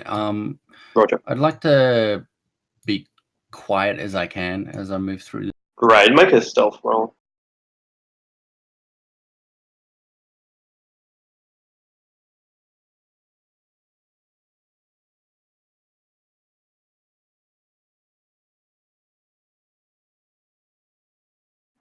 You have now entered an area that has uncontrollable, that has no friction. We've seen this one before, but you immediately lose control of your movement. You have no grip whatsoever. There's absolutely no friction whatsoever, and so you slide and careen out of control. Make a acrobatics check. Okay.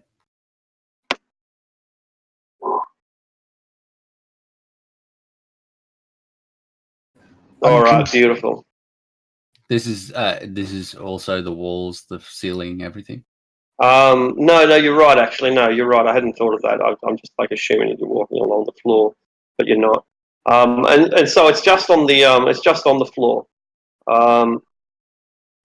Yeah. So give me a moment, and just putting down a prop. Sure.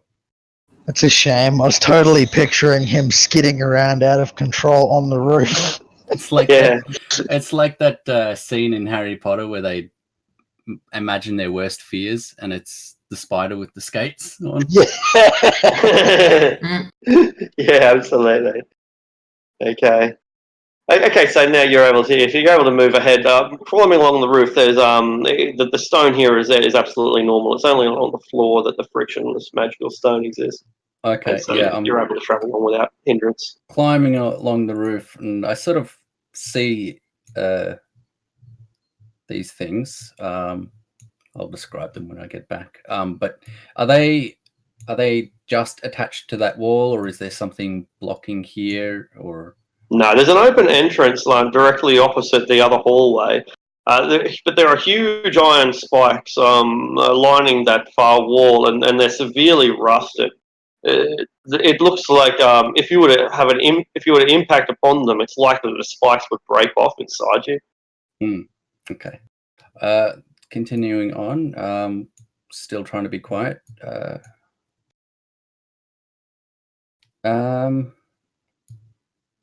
This room is empty. It's voluminous and empty. I guess I'll just go over to this wall, make sure there's nothing out of the ordinary, because there's been 2 secret doors already. I'll check this one as well. Absolutely. Make an investigation. because otherwise this room, so it kind of feels pointless. Yeah. So you look around, and there's nothing here that you see. There's the dust that there's a dust of time though. It doesn't seem that this room has been disturbed in many years. Yeah, a long time. Your footprints are the only ones that are in here. There aren't even many rats here. They probably don't really enjoy crossing the friction floor. Okay. Not seeing anything interesting. I'll keep moving on. Eventually, you do stumble across something interesting. This den is quite voluminous. It's a fairly big room, or kind of a pair of rooms. You can see how it's structured. It's a bit odd. Yeah, it's like a Tetris piece. Yeah, that's what it is. It's like one of those Z-shaped Tetris pieces. S-shaped. Anyway, you do spot something of interest finally. There's a few rat droppings down here and a few cobwebs, but one thing stands out really significantly, and something else less so. The significant item or object is a scrap of paper, a single sheet of paper. And scrap is exactly the wrong word to use because this is such an ornate piece of paper. It's very long. A single sheet that's only about a foot wide, but probably 5 feet long. It's inscribed intricately, delicately, with all sorts of arcane symbols and sigils. And above that item, which is a scroll, above that scroll, that unfurled scroll, is a copper plate, about 8 inches long, about 4 inches high. Has a series of grates through it, and this copper plate has greened and corroded over time.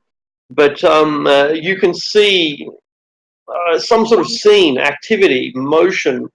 You can see something beyond that grate, but from the distance where you are, it's nothing more than a blur. Okay, so this might be a little weird, but I'm going to flourish my cape as I'm on the roof, and I'm going to release a swarm of dragonfly. And I'm going to move away just a little bit. And then using the second part of my cloak, I'm going to use Speak with Vermin. And I'm going to tell them to go pick up that piece of paper and bring it back to you. Absolutely. They obey your every word. These beautiful iridescent purple and mauve, violet, beautiful blue and green dragonflies fly over as an obedient flock, perhaps, swarm, and collect the scroll and deposit it at your feet. I see nothing happening with the plate. Nothing. Okay. Yeah, I'll roll it up and try to keep it safe as I return. Right. As you're about to leave, no, it doesn't matter. It doesn't. Okay. Can you fast track me back to the intersection? Absolutely. Unless something happens along the way, of course. No. Thank you. Oh, something happened. I moved you up to the intersection. Oh, okay. Yeah. Right. I'll sort of poke my head down the hallway and say, "Found something. I'll be back in a minute, though. I'll check down this way." Very good. Be careful, Lucius. Be careful, Zevram. Lucius would never do. Oh. Up ahead, you spot the little cat, the Tresson. It's sitting quite comfortably on what you presume is scalding hot stone. Hello again. Can't recall if we gave you a name, but you wanted us to follow you? All right. Well, lead the way. It flies through the wall. I can't do that. I guess I'm going to check the wall, see if I can walk through. Make an investigation roll.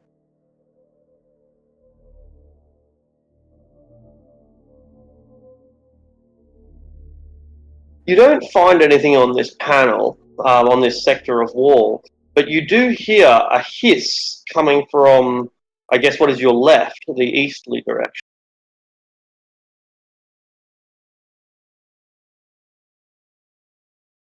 Is it a mechanical hiss? Is it an animal? Like, is it constant hiss or just? I get a This nature is- check, maybe, or insight.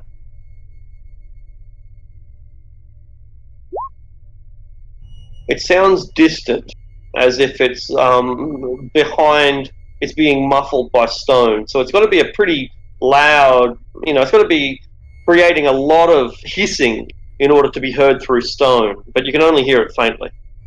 Okay. Well, I'm gonna go over to the stone. Does it feel hotter? I forgot to mention the hiss seems constant. It's like not a hiss. It's more and so on. Yeah. Like a steam jet or something. Yeah. Perhaps, yeah, perhaps. And when you go over to this sector, is it any hotter? No, it's not any hotter. But this panel, this wall, the far end, is slightly moist. There's water there, condensing on the door, on the panel, and you notice in the corner, in each corner, 1, 2, 3, 4. There is a brass screw. The screw is about as large as your thumb, so it's a fairly large screw.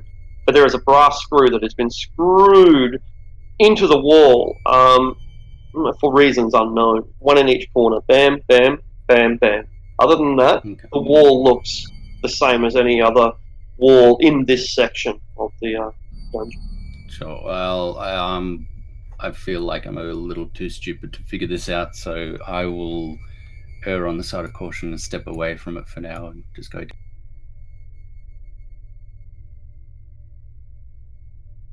At this point, the hall rises again, so it's now only a 4-foot tall, 4.5 or 5-foot tall gap between the floor and the roof.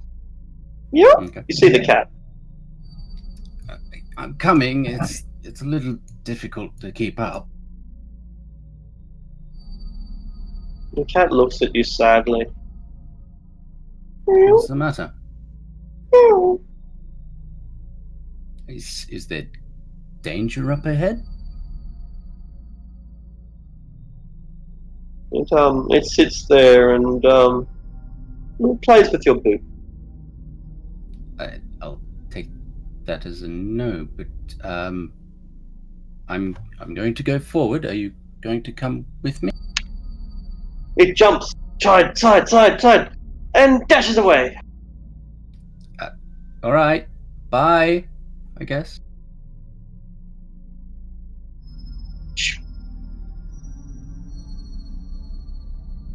Oh, geez, more ways.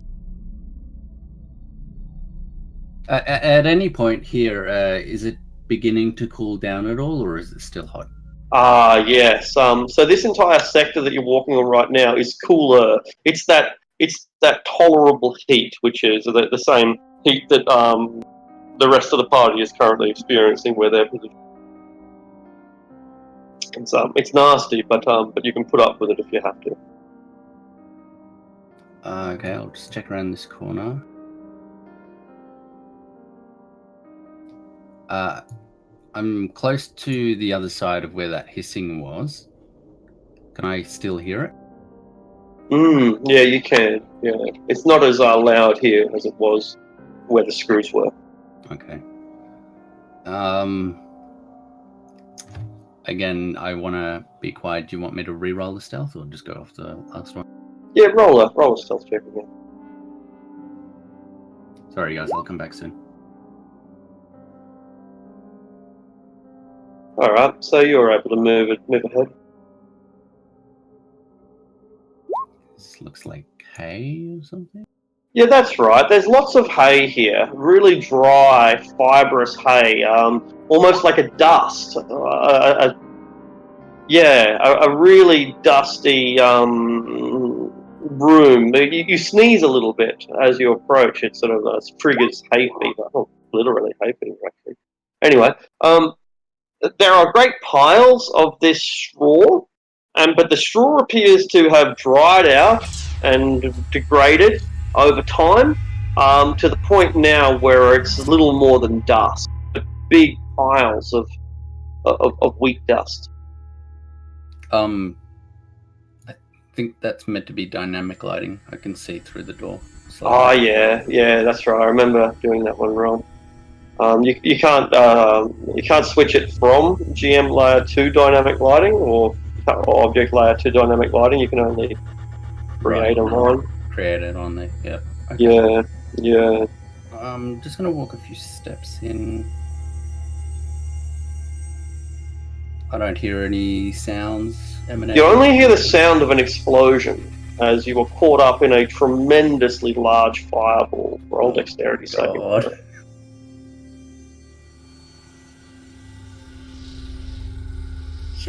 31 points of damage. Okay.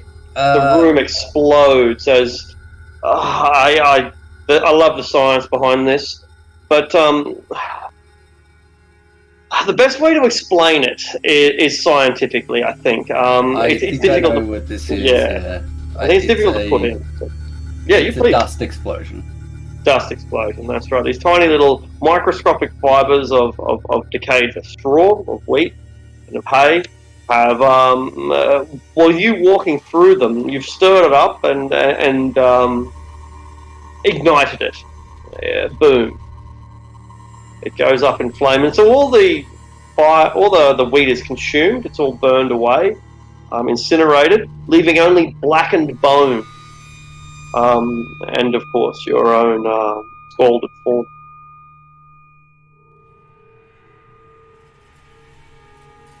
Zavram? Hello?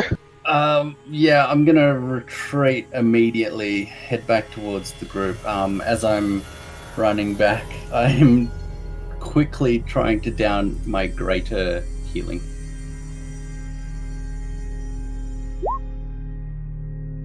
This would be the point where I actually intended to just ambush you then with the gelatinous cube, but I've discovered that you've already killed it. That's unfortunate. I was just about to put it in there.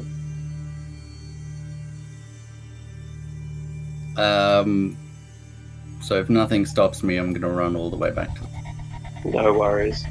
That would have been nasty if there was a gelatinous cube between him and us on the way back. Hell yeah. Can you bring me back to the group? Just so I don't think so. Yeah, here we go.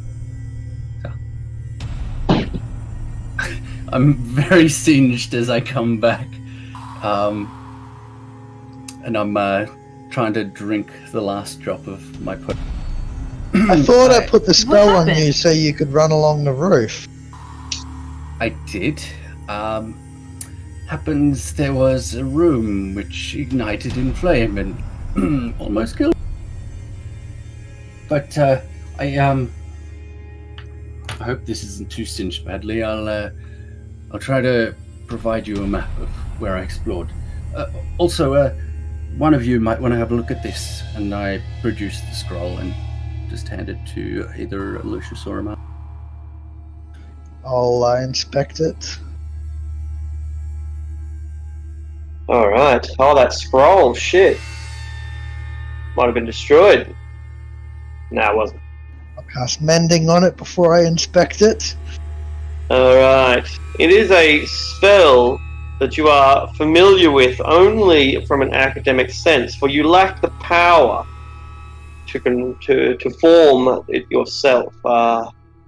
It is widely known as stone skin. Oh.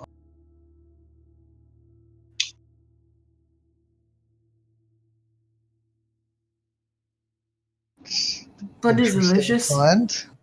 It's a spell scroll of stone skin. Shush. I mean, it's a bit of a meathead spell if you ask me, but... or a save your ass kind of spell. Did something in the room try to burn you, or what happened to you? I don't know. I just walked in there and there was all this dust, and then the next thing I knew, the whole room ignited.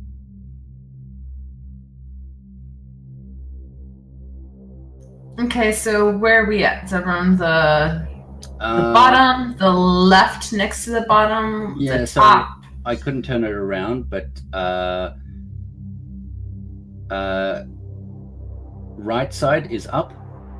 Okay. And you guys are at Actually, can you retake a photo and just put "you are here"? okay, yeah, that works better, I think. Thank you so much. I'm sorry.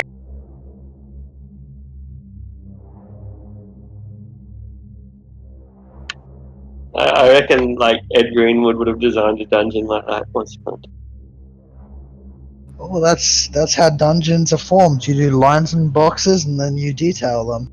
Yeah, that is right. You do. Yeah, they are all nodes and connectors. That's all it is.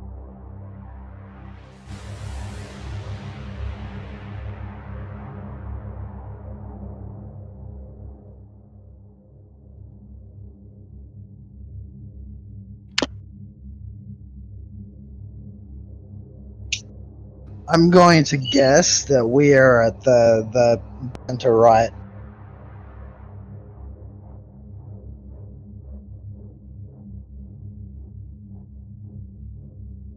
So there was still a number of paths that you didn't go down? Yeah.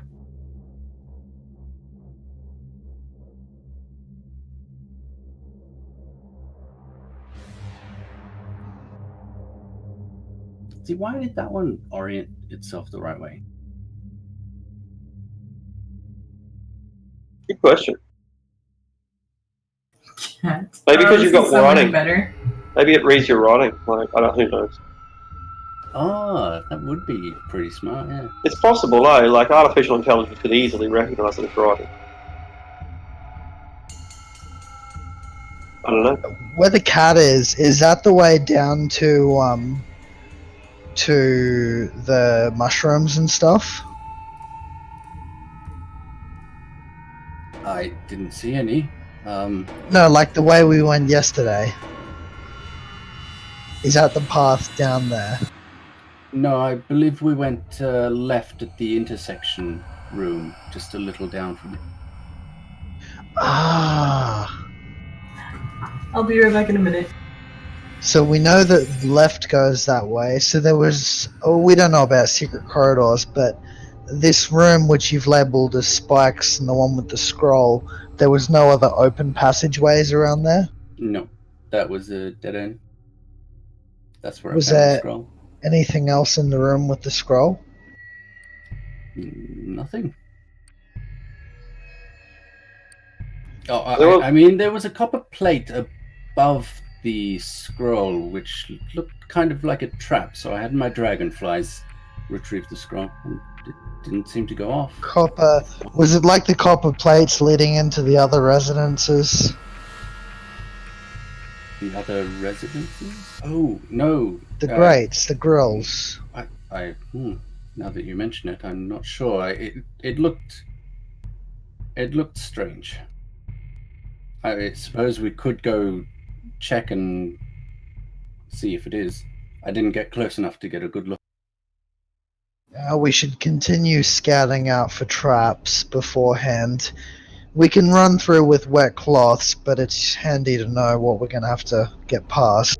Where I marked the cat was, it started to get a bit cooler. Also heard this hissing sound nearby.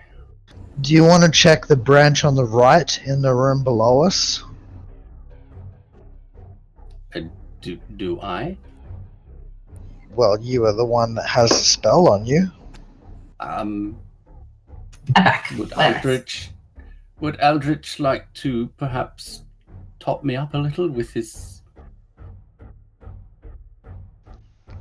Yes. With his love? Would you also like a blessing?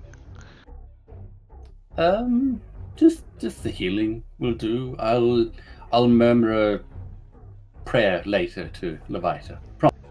And with my legal authority, I use my healing hands, and you gain 5 health. And which spell is is it?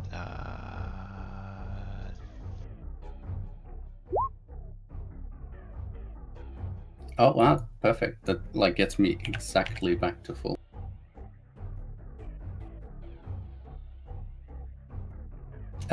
Thanks. All right. Well, I'll be back. This time, if you hear an explosion, come get me. I love the way that Leviathar's love and Waterdeep's ambitions come together in such a lawful and an orderly fashion as we accept the truth that Leviathar is a blessing on this fine city of Waterdeep. I'm gonna give Aldrich the finger guns and wave goodbye to Lucius and Namara, and head back down. I'm gonna go down the right side. Oh wait, so that's a wall. Wasn't that open last time? Negative. Oh, okay. Never mind that. Sorry, were you shouting after me, or?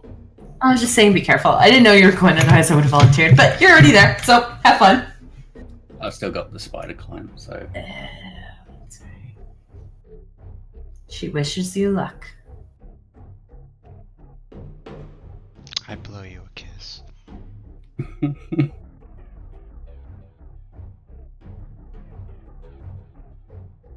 Oh, that is the way we went.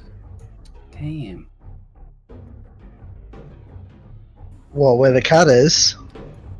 Yeah. I guess I must have been confused. That's what I thought. I'll check down this way. All right, this is a new room. And it Yeah. opens up into a.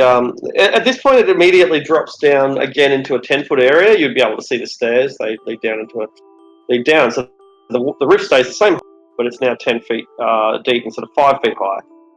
There are several weapons here on a bench, dozens in fact. They appear to be thoroughly deteriorated, rusted over time, but some of them at least will be kind of effective. And steel is worth something if nothing else. But there are also a series of target boards. There are a bunch of short bows down here. I don't know if you're familiar with the concept of a trampoline, but I'm not going to go ahead and explain it to you. But the trampoline is beside a pit. The pit is full of spikes, and that pit of spikes is transversed by a series of ropes. Squeak, squeak, squeak, squeak, squeak! You anger or frighten a bunch of giant rats, and they swiftly run away from you, lest they suffer the wrath of your anger. The wrath of Loth. There are also some dumbbells in here, barbells, weights, and finally at the far end of the room, you can see a deflated ball that sits up at the bottom of what is probably some sort of athletic game involving a hoop and a net. Well, first of all, how poor were these fucking shadow thieves that they had to use a soccer ball for a basketball? I'm gonna go over to this table of weapons, though, sort of just glance over, see what's there, see if anything sort of jumps out at. There's a wide range of weapons. The heavier set ones have probably endured better than the lighter ones. It's predominantly blades, light blades, and have been pretty heavily deteriorated. But there's axes, there's maces, great swords. There's a wide range of weapons here. None of them in particularly great condition. Yeah. Okay.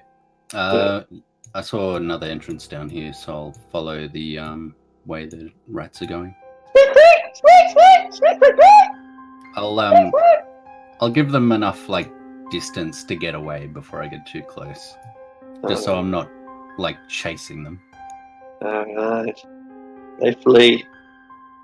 And most of them, when you get close enough, they seem to flee and concentrate predominantly over in the alcoves, which you'll probably recognised by now as latrine. This room is full with rubbish and broken glass, old discarded ropes, fabric that has been deteriorated, wooden baskets that have collapsed under time, mattresses that are so foul that even the rats avoid them, broken bottles of fine Titherian wine, long since drunk. This is junk pile. It might have been a bedroom once, but it's a junk pile now. Is this area heated, as Lucius asked? Not at all. Not. The heating stopped before you got to the gymnasium. Okay. I forgot to mention, but before the before Sure. I'm gonna just check down here. Just more toilets. Okay, I'll start heading.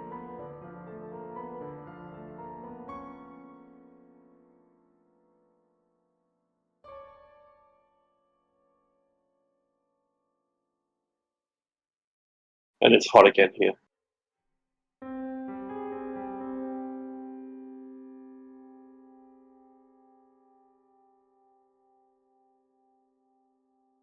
Sorry, I'm just trying to draw the map at the same time. I can't do both. Yeah, cool. Yeah, no, you're about to reunite with the party anyway. I'm just not. Yeah, I will actually. Because there's only really one way left to go. Yeah, you already know that. I think you know that it circles around, right? Yeah. Yeah.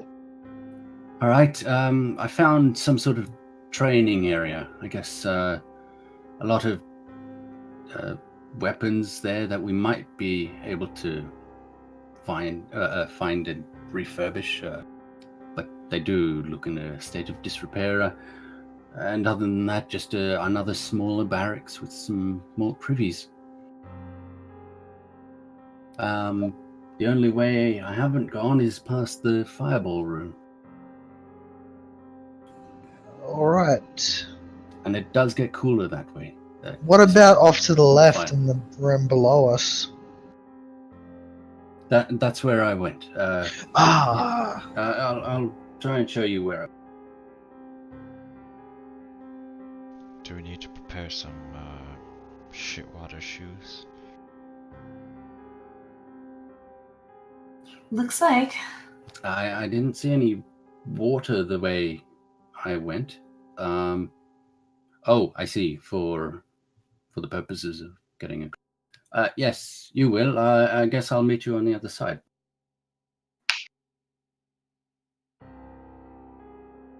So, is it only Lucy? Oh, sorry, is it only Zebra who's going through the hot area? I think we're wrapping rags around our feet and running to where the cat was, to the cold area. Yeah, of course. Because he was scouting the passageways while under spider climb, but we'll actually all go to the cold area. You don't have that sort of resources, yeah. Fair enough. All right, make endurance, constitution saves at advantage, and then you can just make your way through the area at your leisure.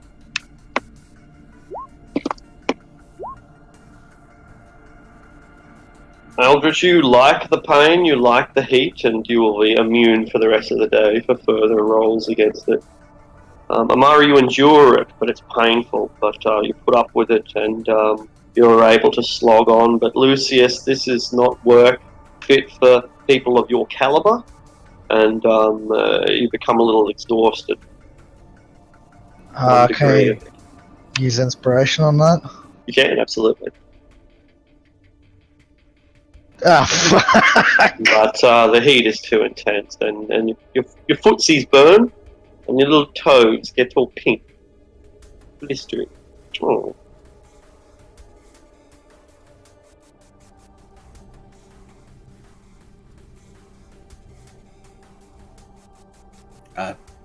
Follow me this way.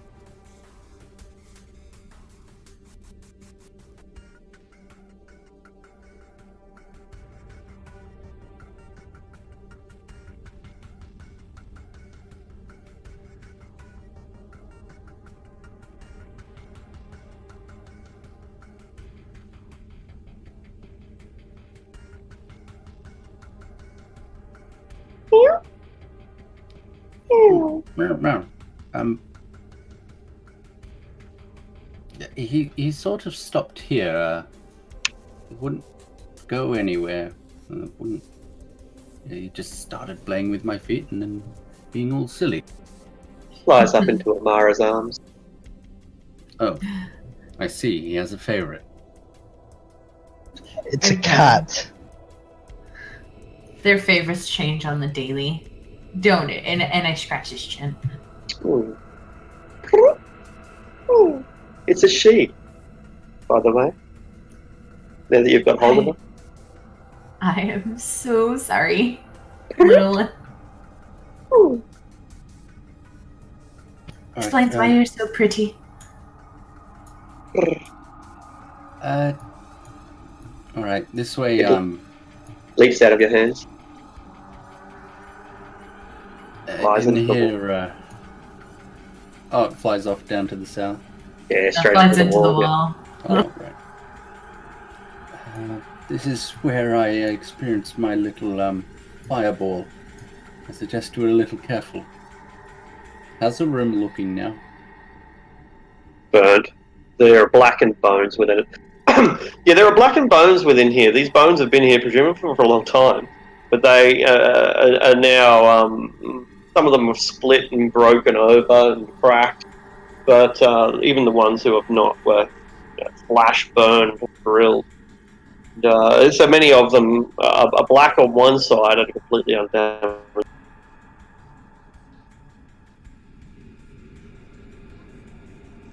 There is a huge oak door, and that door withstood the bulk of the blast, but now is so flimsy that a strong kick could probably free it down.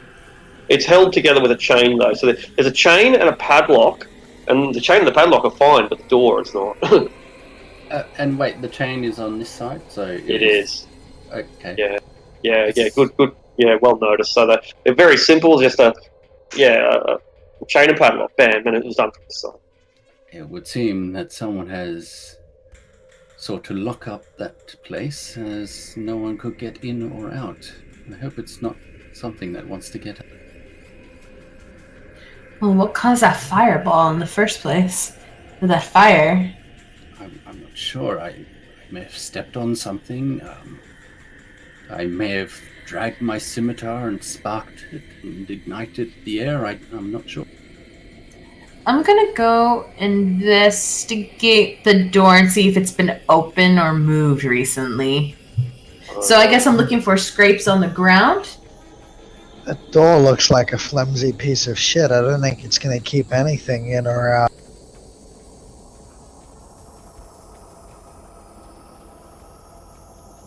As you go up to the door, you're able to see straight through the cracks and the breakages that have been inflicted on the door, and you're able to see straight through to what lies within. There are 3 cages of different sizes. Within one cage is a large reptilian creature. Within the largest cage is a humanoid who wears scraps of clothing. And in the smallest cage is what seems to be probably a mammal, roughly the size of a badger or a raccoon. Alright. I was going to ask a certain question, but I don't think I'll be able to see it that well just yet. Yeah. So I tell the guys that there's 3 cages and there's skeletons in it. We should investigate it. So I'm going to, still with that investigation check, look around. Is there any ruins or traps that would set off a firebolt like what happened with Poor Zevran? No, there's not. There's remnants of the dust of wheat. In the not every bit was consumed. There are still some in the corner, and you can see that it's been blasted into the corner. And what's your character's intelligence? 17? 17. You'd need something like 16, 17 to be able to work this out. You know, like, this is genius level shit. But 17 is a genius. And So you might be able to conceive that the agitation provided by the microscopic bits of grain and wheat, dried out as it is, you've got to understand that it's as dry as anything on the planet. There is the water content is nothing, and so the smallest amount of friction could create a spark. A spark would ignite the next one, the chain reaction would be an explosion. Huh.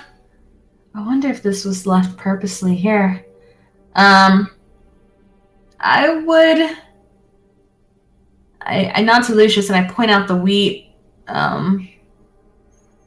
Is there a lock on the chain to get unlocked without having to spark at it or hit it? Padlock. That's right. I look to Zevram. Do you want to try it first, or shall I? No, by all means. Go ahead.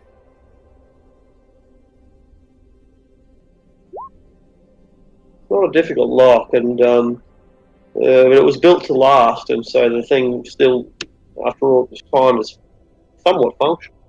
You click it open, and it releases. The chain falls again. Chain's perfectly fine, rusty, and but not a single break in any of the links. And you have access to the room beyond.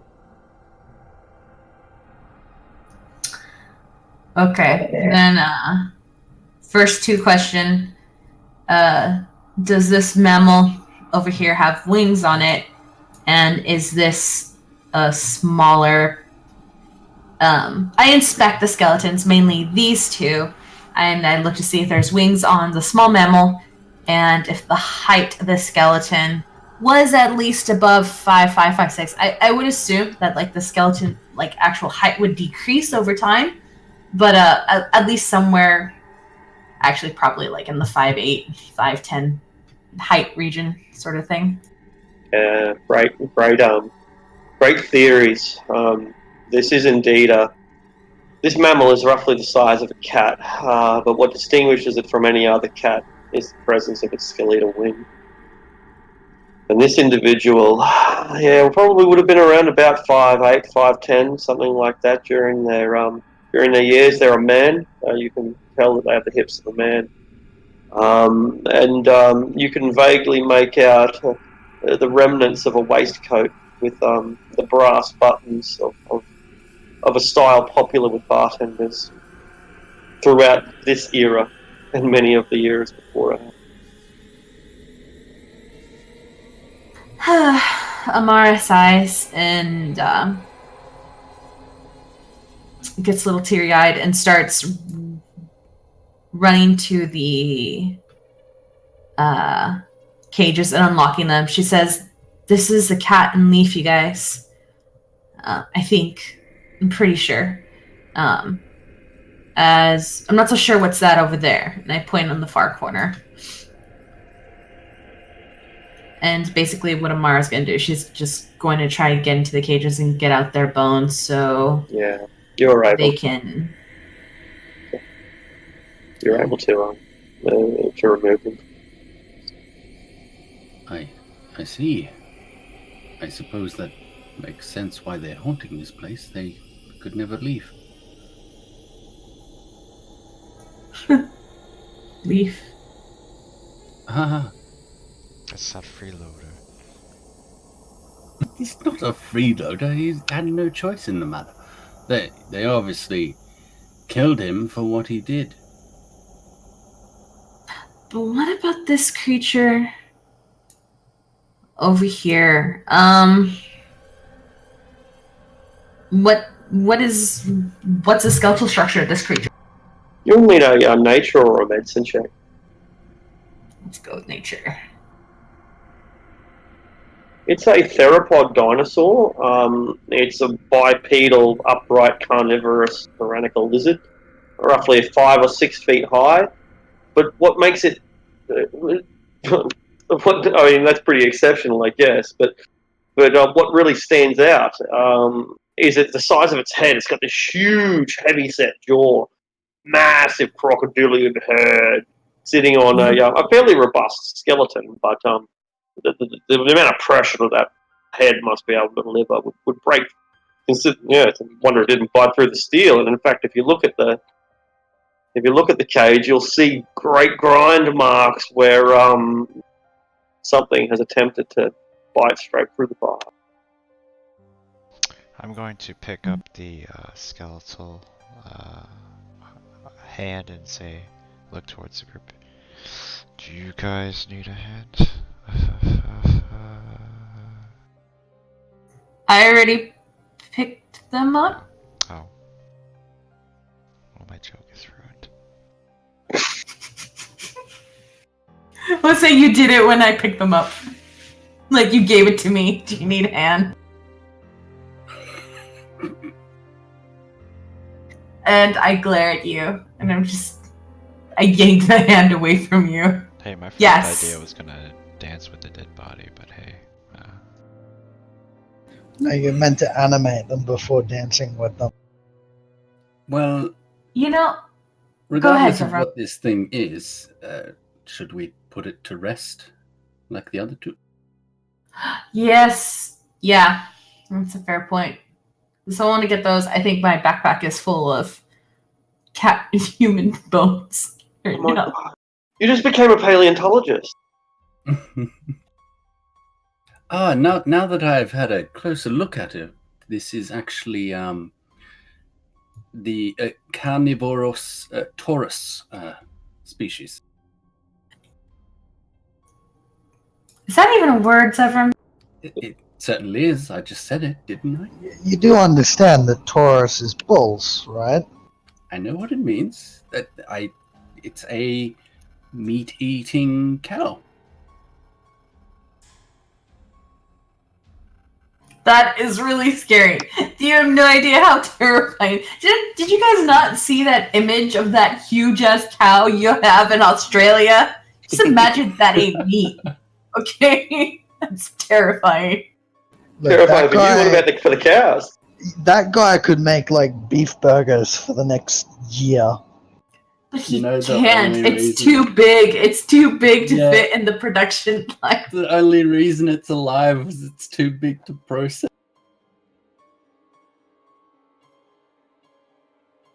Man's inhumanity to cow. Well, Okay. I What think else? there was one way I didn't check, and there was a strange hissing sound earlier. I'll show you where. We also could break that plastered wall once we discover the other rooms. Yes. Let's not break that just yet. Once we've got everything down pat, what I want to do is get measurements of the corridors and then try and work out which building that goes into. The cat sees you all coming, and she's down on the floor with her wings tucked in tightly. And she looks up at you with her big eyes and a sad expression on her face, but doesn't say anything. I go up to her and I kneel and I kind of cup my hand around her cheek and I say, "We'll let you rest soon if that's what you want, okay?" She rubs her head against your hand. Right, keep following me. Down that way is where we found the bones, the suicide pact thieves, I guess. The blob? And the blob, yes. I'll show you where I found this hissing. Didn't you get caught in it? Oh, was that right? No, I didn't actually. I used my dexterity to jump out of its way. Jump or trip? This is going back into the heated area, isn't it? It is. I'm going to end the spell on Zevram and cast it on myself. Oh, Wow. Bam, you fall. great. Take like 1 point of damage. What the hell? You have to make a constitution saving throw, Evan. Lucius, your spell's malfunctioning. No, it's doing exactly as intended.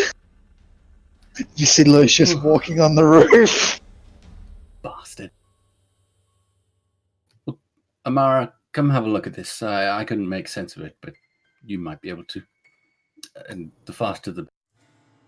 Okay, what is he looking at? Here on the wall. Okay, so this stone panel looks like any other stone panel in this sector of the dungeon. The floor is a black stone, but the walls and the roof are not. It's just granite like everything else. So this no,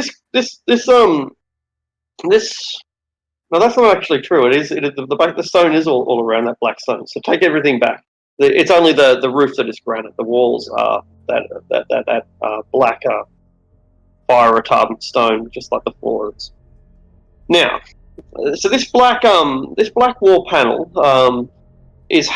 has a screw in each corner. The screw is made of brass, it would seem, and these thumb-sized screws, big, thick, enduring screws, sit in the vertice, in the corner of each of these panels. They have been tightly screwed in.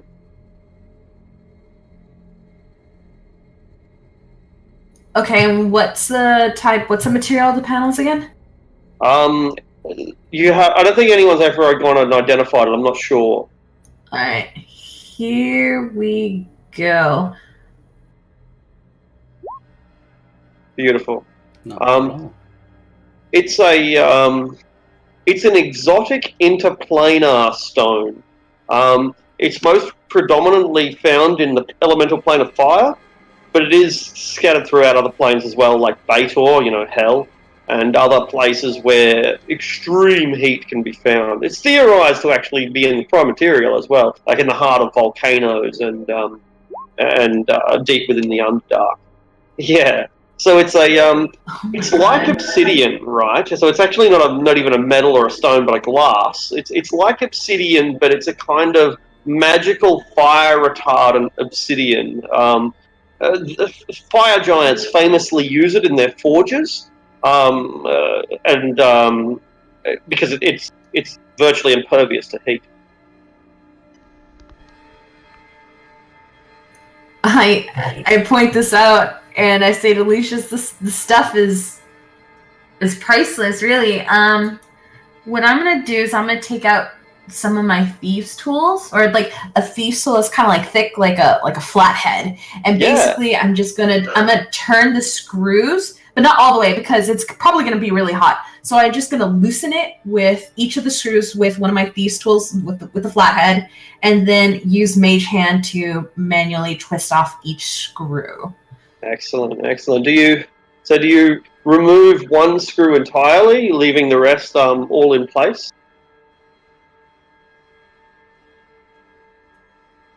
I'm going to leave the top two screws on and unscrew everything in the bottom off first. Huh? Okay. And then I'm going to ask like Aldrich and Zevram to hold the thing while I unscrew the top two. Okay, cool. With the bottom two, do you unscrew like one left or right? Well, one of the bottom ones entirely before starting the other one? Like just that. You start like at the bottom left-hand corner and get that screw all the way out and then move on to the bottom right-hand corner? Is that your plan? They're all loosened, and yes, after that, they're all loosened first. Yes. Yeah, I wasn't sure. I thought you said that, but I wasn't sure. So what you did is a great idea. Loosening the pressure has a very beneficial effect, because it means that when you do remove that screw entirely from the bottom panel, the whole thing doesn't twist and warp and, well, potentially, because it's glass, shatter and create this, rain of glass. Because what it does, as you release each of the valves slightly, steam begins to hiss out. Not enough that it burns you, but you have to be careful, maybe wrap your hands or something. It does. Oh, you're using Mage Hand, so yeah. So you release the steam, but it never stops coming. It just keeps pouring. So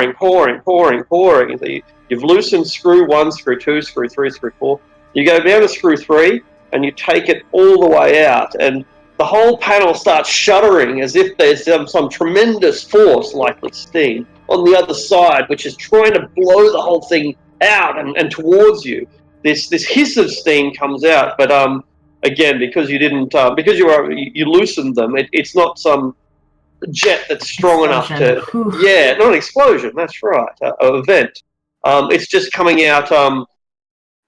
Gushing out rather than in a straight jet. Yeah, it's not a jet stream. It's more like a cloud of steam. So you now are having trouble seeing. There's a degree of concealment provided by this steam, and if you sit here for say 20 or 30 seconds, it doesn't stop. This steam is continually coming and howling, and it just doesn't let up.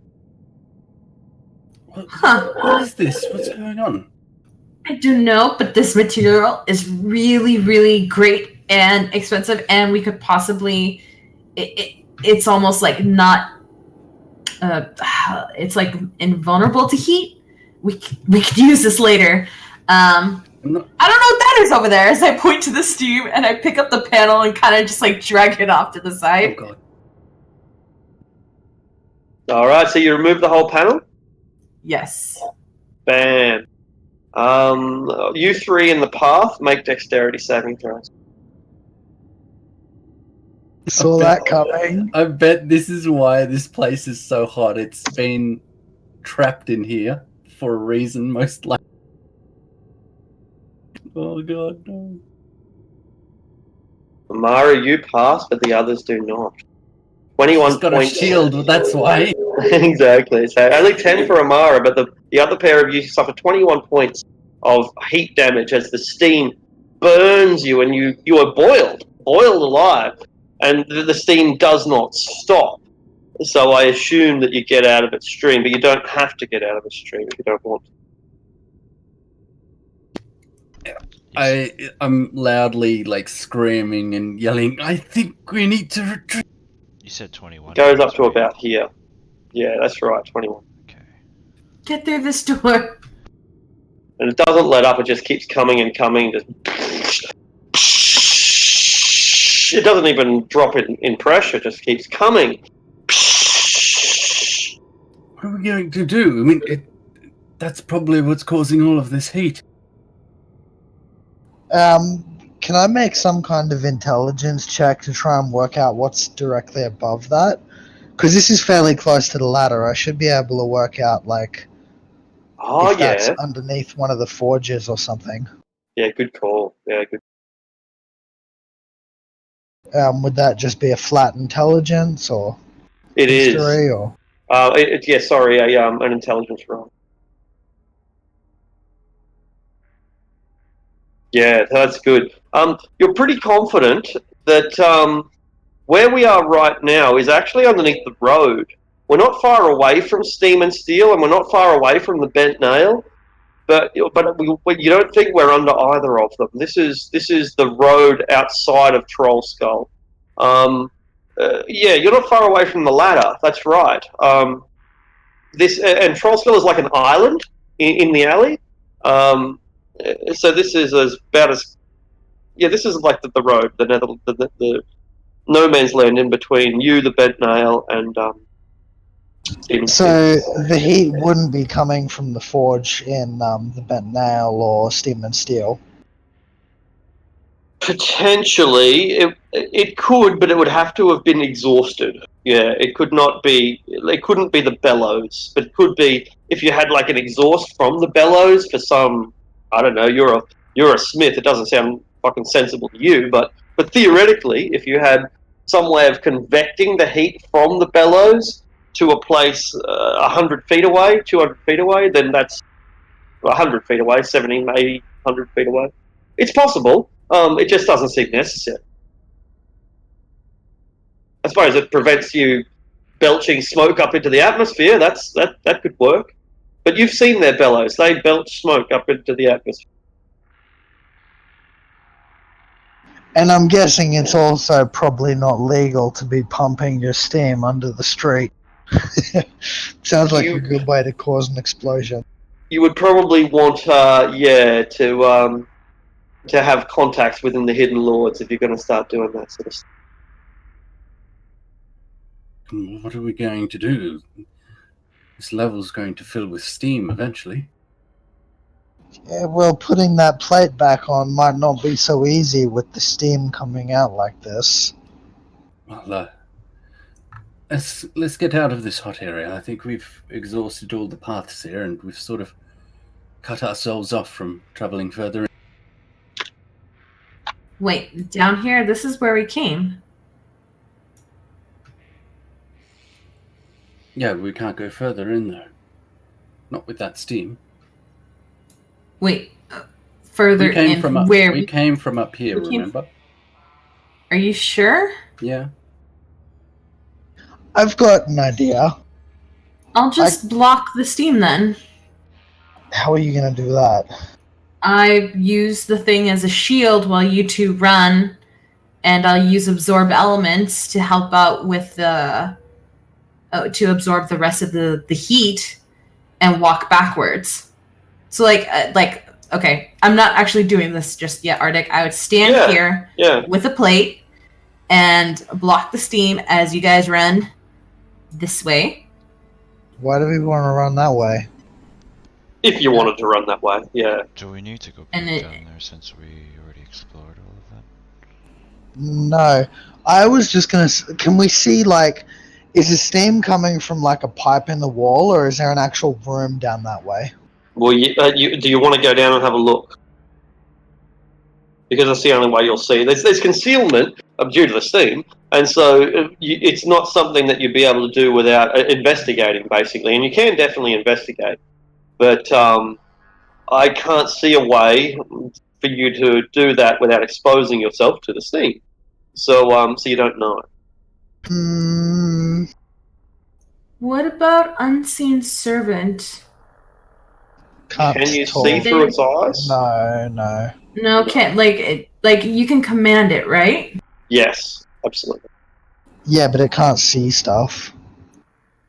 Well, I There's mean, no eyes and no mouth or Can anything I- to sort of communicate. Can I? Okay, I think that's going a little bit too... Oh, go ahead. I was gonna say maybe does animate dead? Can I do that to the skeleton and then make it put the plate back? Theoretically, yes, but the jet, this jet of steam would probably blast the skeleton to bits. You'd think they're not that durable, and this is a lot of force.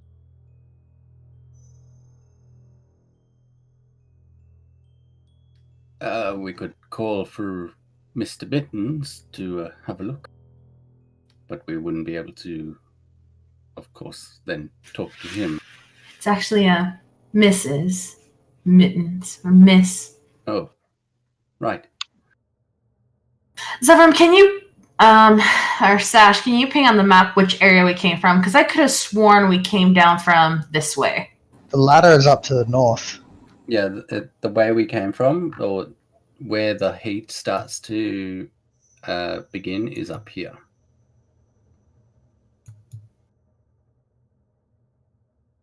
I could go and see if this bookstore has a scroll of fire shield. That would give immunity to heat damage, and I could go check out what's in there. You could probably mend it if it's a broken pipe. It seems a little bit more than a broken pipe, doesn't it? I mean, this is obviously what's heating this whole place.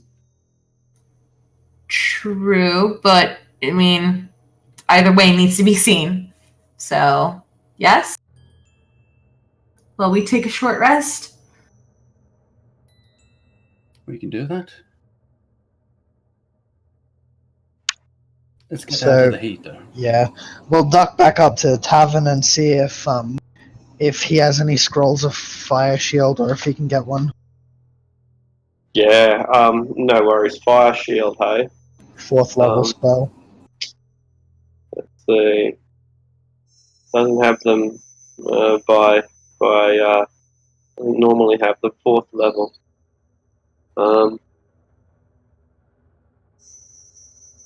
Let's see. Who's searching for them? Lucius. Roll a d20.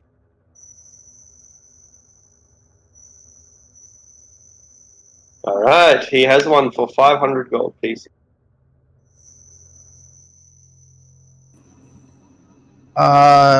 Yeah. I'll use the petty cash from that since we had 1,500 left from. What did Zevram mention that his thing didn't cost the full 2,000? No. Oh, the bastard! All right, I'll just take 500 from petty cash. All right. No worries. So, yeah, you buy your scroll from everybody's favorite dragonborn, Rishal Page Turner, and you get a good price. I'm like sobbing to myself that I don't want to cast it. I want to go and copy it into my spell book, but we need to use it now, and I can't do 4th level magic yet. So we'll head back down. Yeah. Well, I don't suppose any of you are able to do this. I suppose if I have to, I'll try to screw it back on. I've got my own thieves' tool. I mean, I can hold it, but do what? I mean, what do you exactly mean to do, Lucian? Well, we need to Use the close it up. scroll and go in there and see what's happening. Oh, You're the one with mending, though. I don't have mending.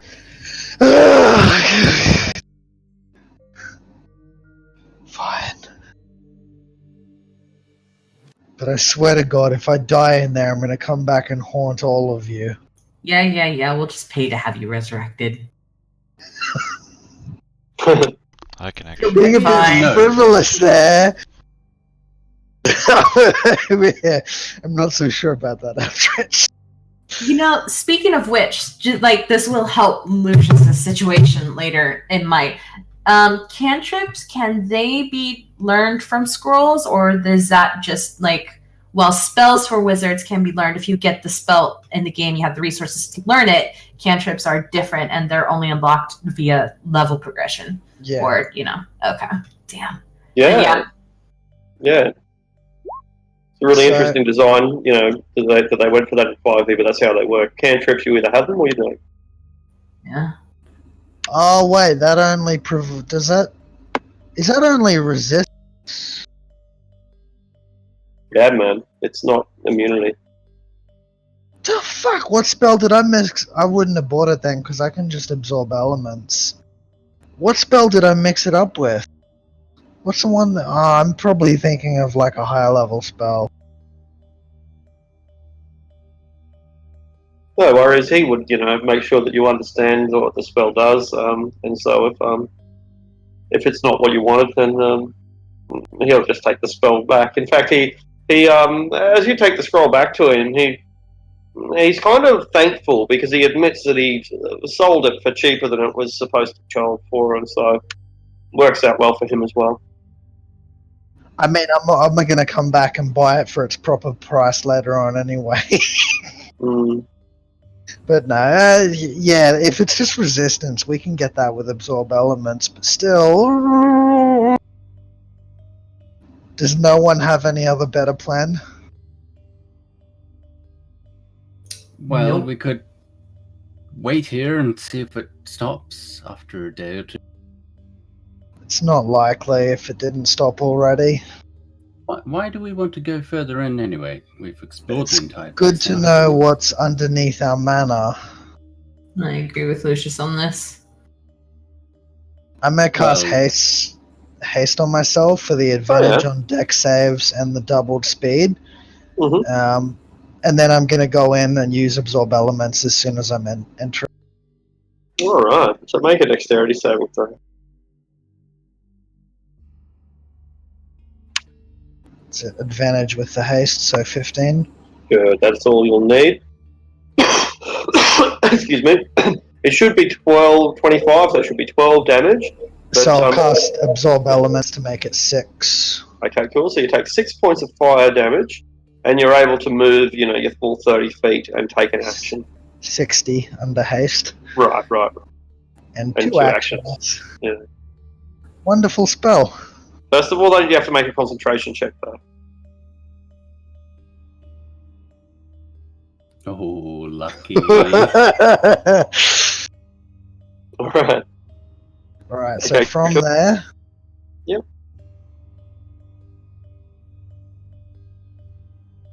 That's 12. It's 20. Okay, So cool. what can I see? All right. You will have to, because it's so difficult to see. You're fighting to see anything. You'll have to take an action to make a perception check as you wave your arms wildly in front of you to wash away the steam and get a glimpse through the cloud. I mean, like, is there a wall in front of me, or do I have to use No. the It's just there's a wall of steam, but that's all. So yeah, that's right. That's all there is. There's a framework, a scaffolding. I don't know what the bracing might be the right word, but I don't know. But there's these metal braces up in each corner. Into these metal braces, you can see where you're meant to put a screw into it, a big brass screw. So you put the door up into place, and then it's all a matter of just putting the screws into 4 screws in, bam. So using the staff of sneaking, I'm Yeah. going to be tapping the ground in front of me to make sure I don't walk off a Whoa, cliff or there's fucking something. nothing there, man. There's nothing there. There's nothing there? Nothing there. Okay, I'm glad I did that. So You don't know use how glad you are. You have gotten. You will know soon, but there's nothing. I'll do a perception check. All right. I haven't shown anyone this. You'll be the first person to see this. Because we're the only ones dumb enough to try it. Actually, yeah, that's right. You are the only ones who've tried this. It doesn't like the picture doesn't really represent it, but you'll get the idea. You are looking down on a sea of lava. That sea of lava is disturbed by a jet of water who seems, despite the fact that there's megaliters coming out of this, well, maybe not megaliters, but there's gallons and gallons and gallons coming out of this pipe every single second. In spite of that, the water is minuscule and insignificant compared to the sea of lava that lies beneath you. You can only guess what the fuck is going on here. But whatever it is, there's lava in all, as far as you can see, glowing with this soft orange light that's blocked mostly by the steam. And anyway, what you are able to surmise is this: there is a sewer entrance or a tunnel of some sort over here, northeast of you, directly northeast. I think you can see that. Yeah. I mean, not the sewer entrance, but you can see where I'm pinging. From there comes gallons of water every second, like 10 barrels of water every second. That water shoots out onto the lava, and it doesn't last an instant. It's immediately vaporized. Probably before it even hits the lava, it's vaporized. Turns to steam. This whole place is filled with steam in all directions, and you don't. Yeah, the rest is speculation. Why it's here, how long the steam will last, whether having it open will decrease the pressure. All of these things you can only guess at. But you do at least know that if you hadn't used your fucking staff to prod around, you would have fallen straight into lava. Yeah. Could I tell how big the hole was? Pouring out? It's about it's pretty large. I think it's about 5 feet wide by 10 feet tall, and water is coming out from about half of that. So it's a typical sewer tunnel, 5 feet wide, 10 feet tall, and with water that makes up less than half of that, 3 or 4 feet of water, and that water just rushes out, bam, vaporized. In order to fix that, I'm probably going to need like the fabricate spell, something high level. It's not something we can do now. It's a pretty big gap. It's yeah. Like, well, with the fabricate spell, I can like flat out make a brick wall with snapping my fingers. Yeah, so that's absolutely. Like level 9.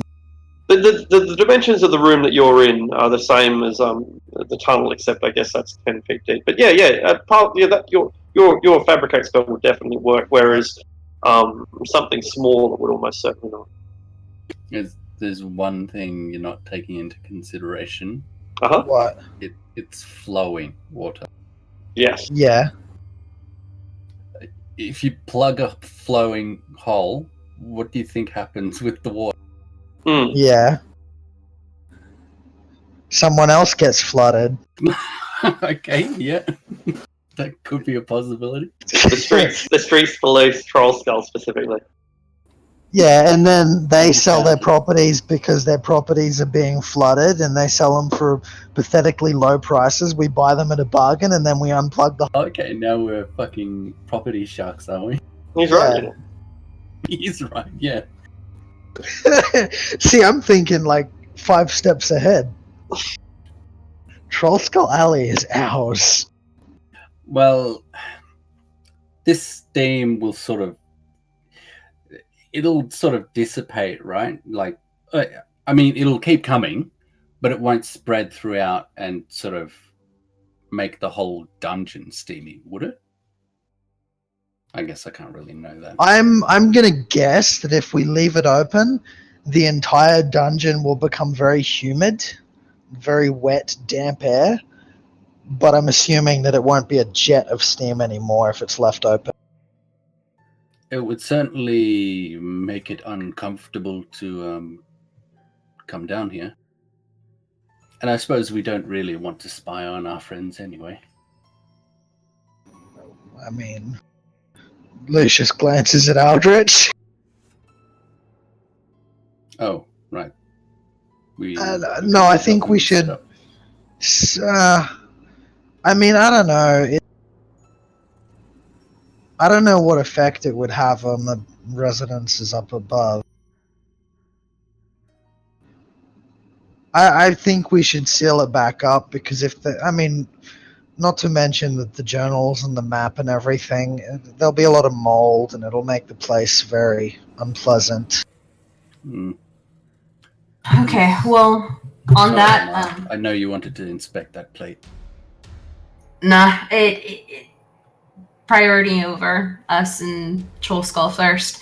So what I'm going to do is I'm going to cast Absorb Elements and put this up, and I'm going to use Mage Hand. Lucius, you have Mage Hand too, right?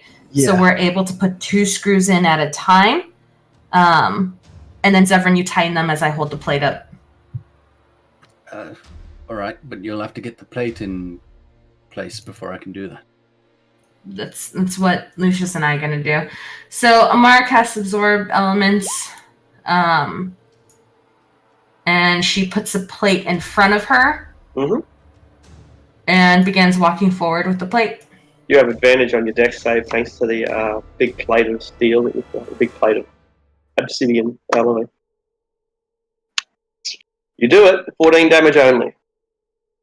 With the Absorb then- Elements, it's then halved, yeah. So That's right. to 7. 7. okay. Alright, that's your first round. You're able to walk up there as well and do an action.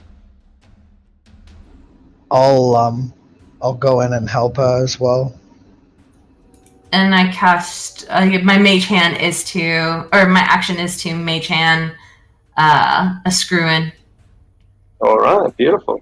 And I follow behind Lucius. I don't have any protection. I'm not sure if we still need it, but I'm going to go up and yeah, as soon as Amara puts the screw in, I'm going to get out my thieves' tools and tighten it all the way in. Alright, make a thieves sleight of hand check. I'll use my Tinker's tools to tighten the screws on the other side so we can get it done quickly. Beautiful. So make 2 tinkering tools checks, Lucius. And 1 Arcana check from Amara.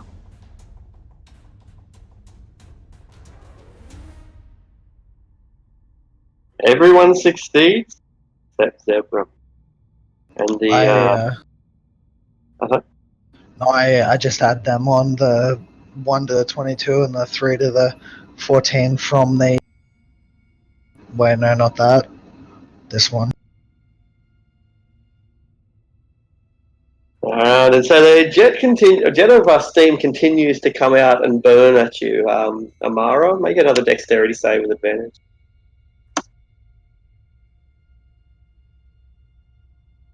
31 points, halved to 15, halved again to 7. And Zebra, it's you're up again. Zevram, Okay. please. I'm trying Please here. hurry. It's very hard to see anything. Shut Shush. up and screw it. You shut up. You're distracting me.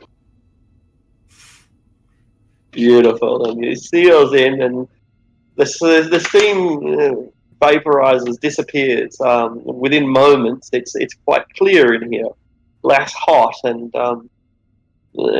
yeah, you can see the water glistening on each other's scalded faces. Lucius is now going to sprint towards the ladder, go straight up to his room, and dive in the tub. Yeah, let's go back up. As you emerge back into your home, and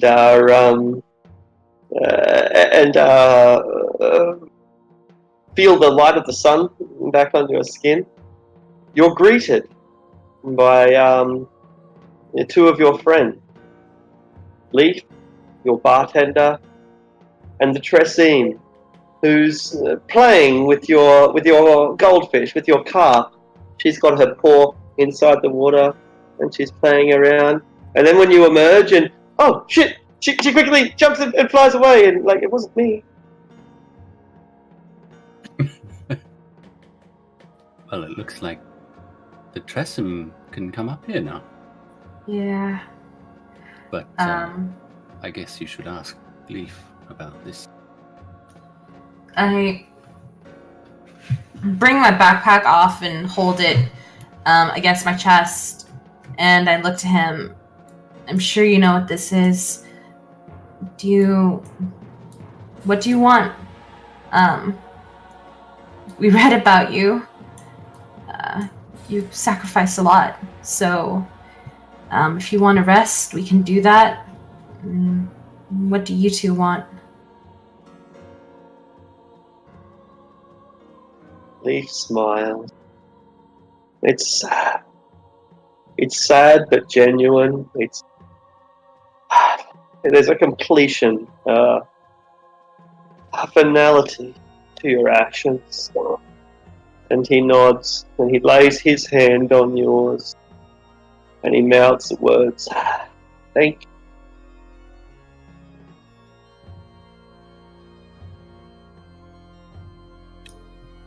Amari's a little teary-eyed, and she nods. She looks down and she says, "Do you want these in a tree? Tree outside?" And she points. Isn't there a tree on the back part of the manor? There is a nice ancient oak that's been here since before Trollspell.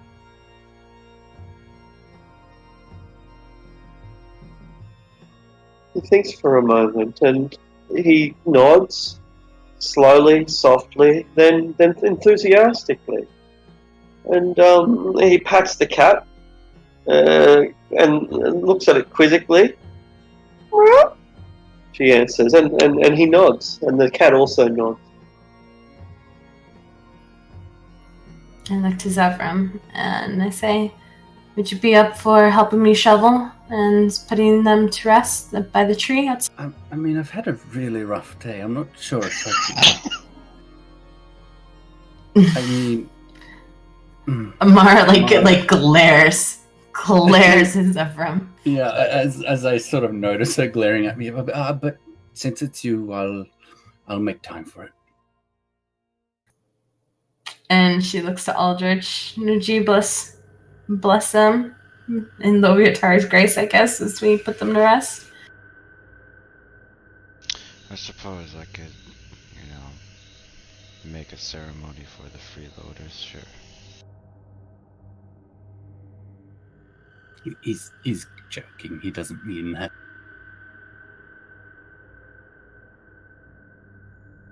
Amara sends a message to Lucius, who is probably in his bath right now. And before she takes her rest, and I'm assuming with the others, buries the bones together. I know it's sort of haphazardly, but they're together and they're under the oak tree, the ancient tree, if it's oak or not. Pine, I don't know. And the sun sets on Troll Skull Alley and Waterdeep in the north. Two heroes of yesteryear find rest and find acceptance here in the home of the next generation of heroes.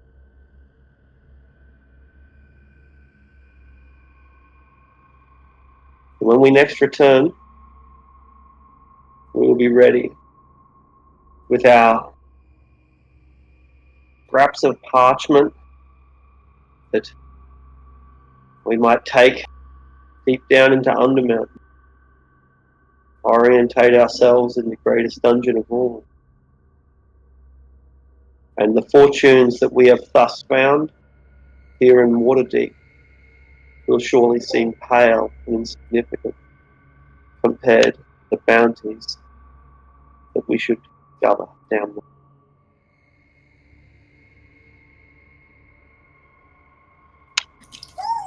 Oh, that was great. I really enjoyed that. I'm glad we sort of helped them get to rest. It's like a chapter that's closed. And that was 1,000 years from now, someone will dig up those bones and think, what kind of fucking flying tabaxi bullshit?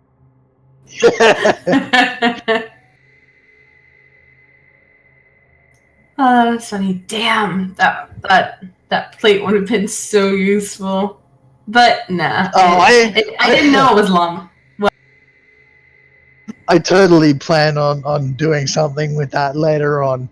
When we've got the correct spells, we're totally going down there and building a proper ventilation system so we can use that pit of luck. Seems like the perfect place to dispose of bodies and stuff. Actually. It's like our acid vat. So was that all the rooms besides the plastered one? No, there were quite a few. I mean, not quite a few. There were a handful of secrets that you didn't discover. So I think yes, you saw every room, except for one. You saw every room, but there were some things that you still missed nonetheless, like that copper panel, for example, where you discovered the scroll. Another copper panel, which was in the room with the skeletons that you'd never actually looked for. We didn't investigate that room at any stage.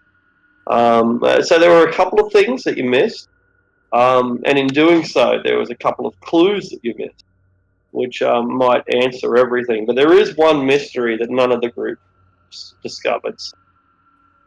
So that's, I guess, a little bit interesting.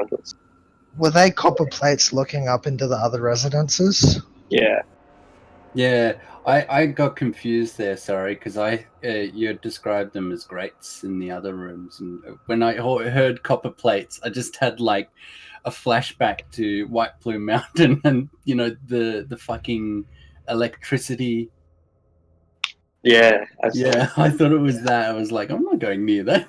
I did want to check that out, but we weren't with him when he did. I mean, after the fact, I probably would go cast fly and have a look just to look at the rooms. But if it's copper plates looking into the other residences, no.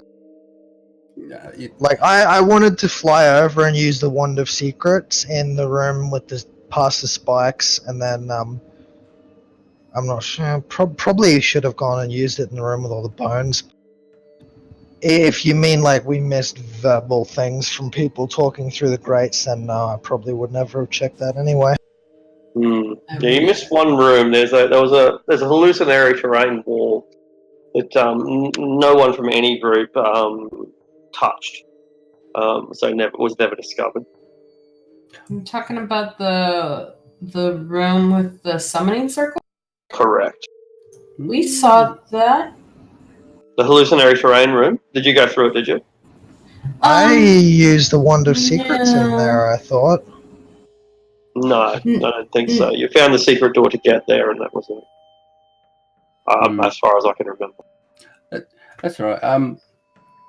Since we want to help you with this project, are you going to allow us to have a look at it? Yeah, I'll shake you right across there now. I'll remove the. Okay. I'll put it onto. And before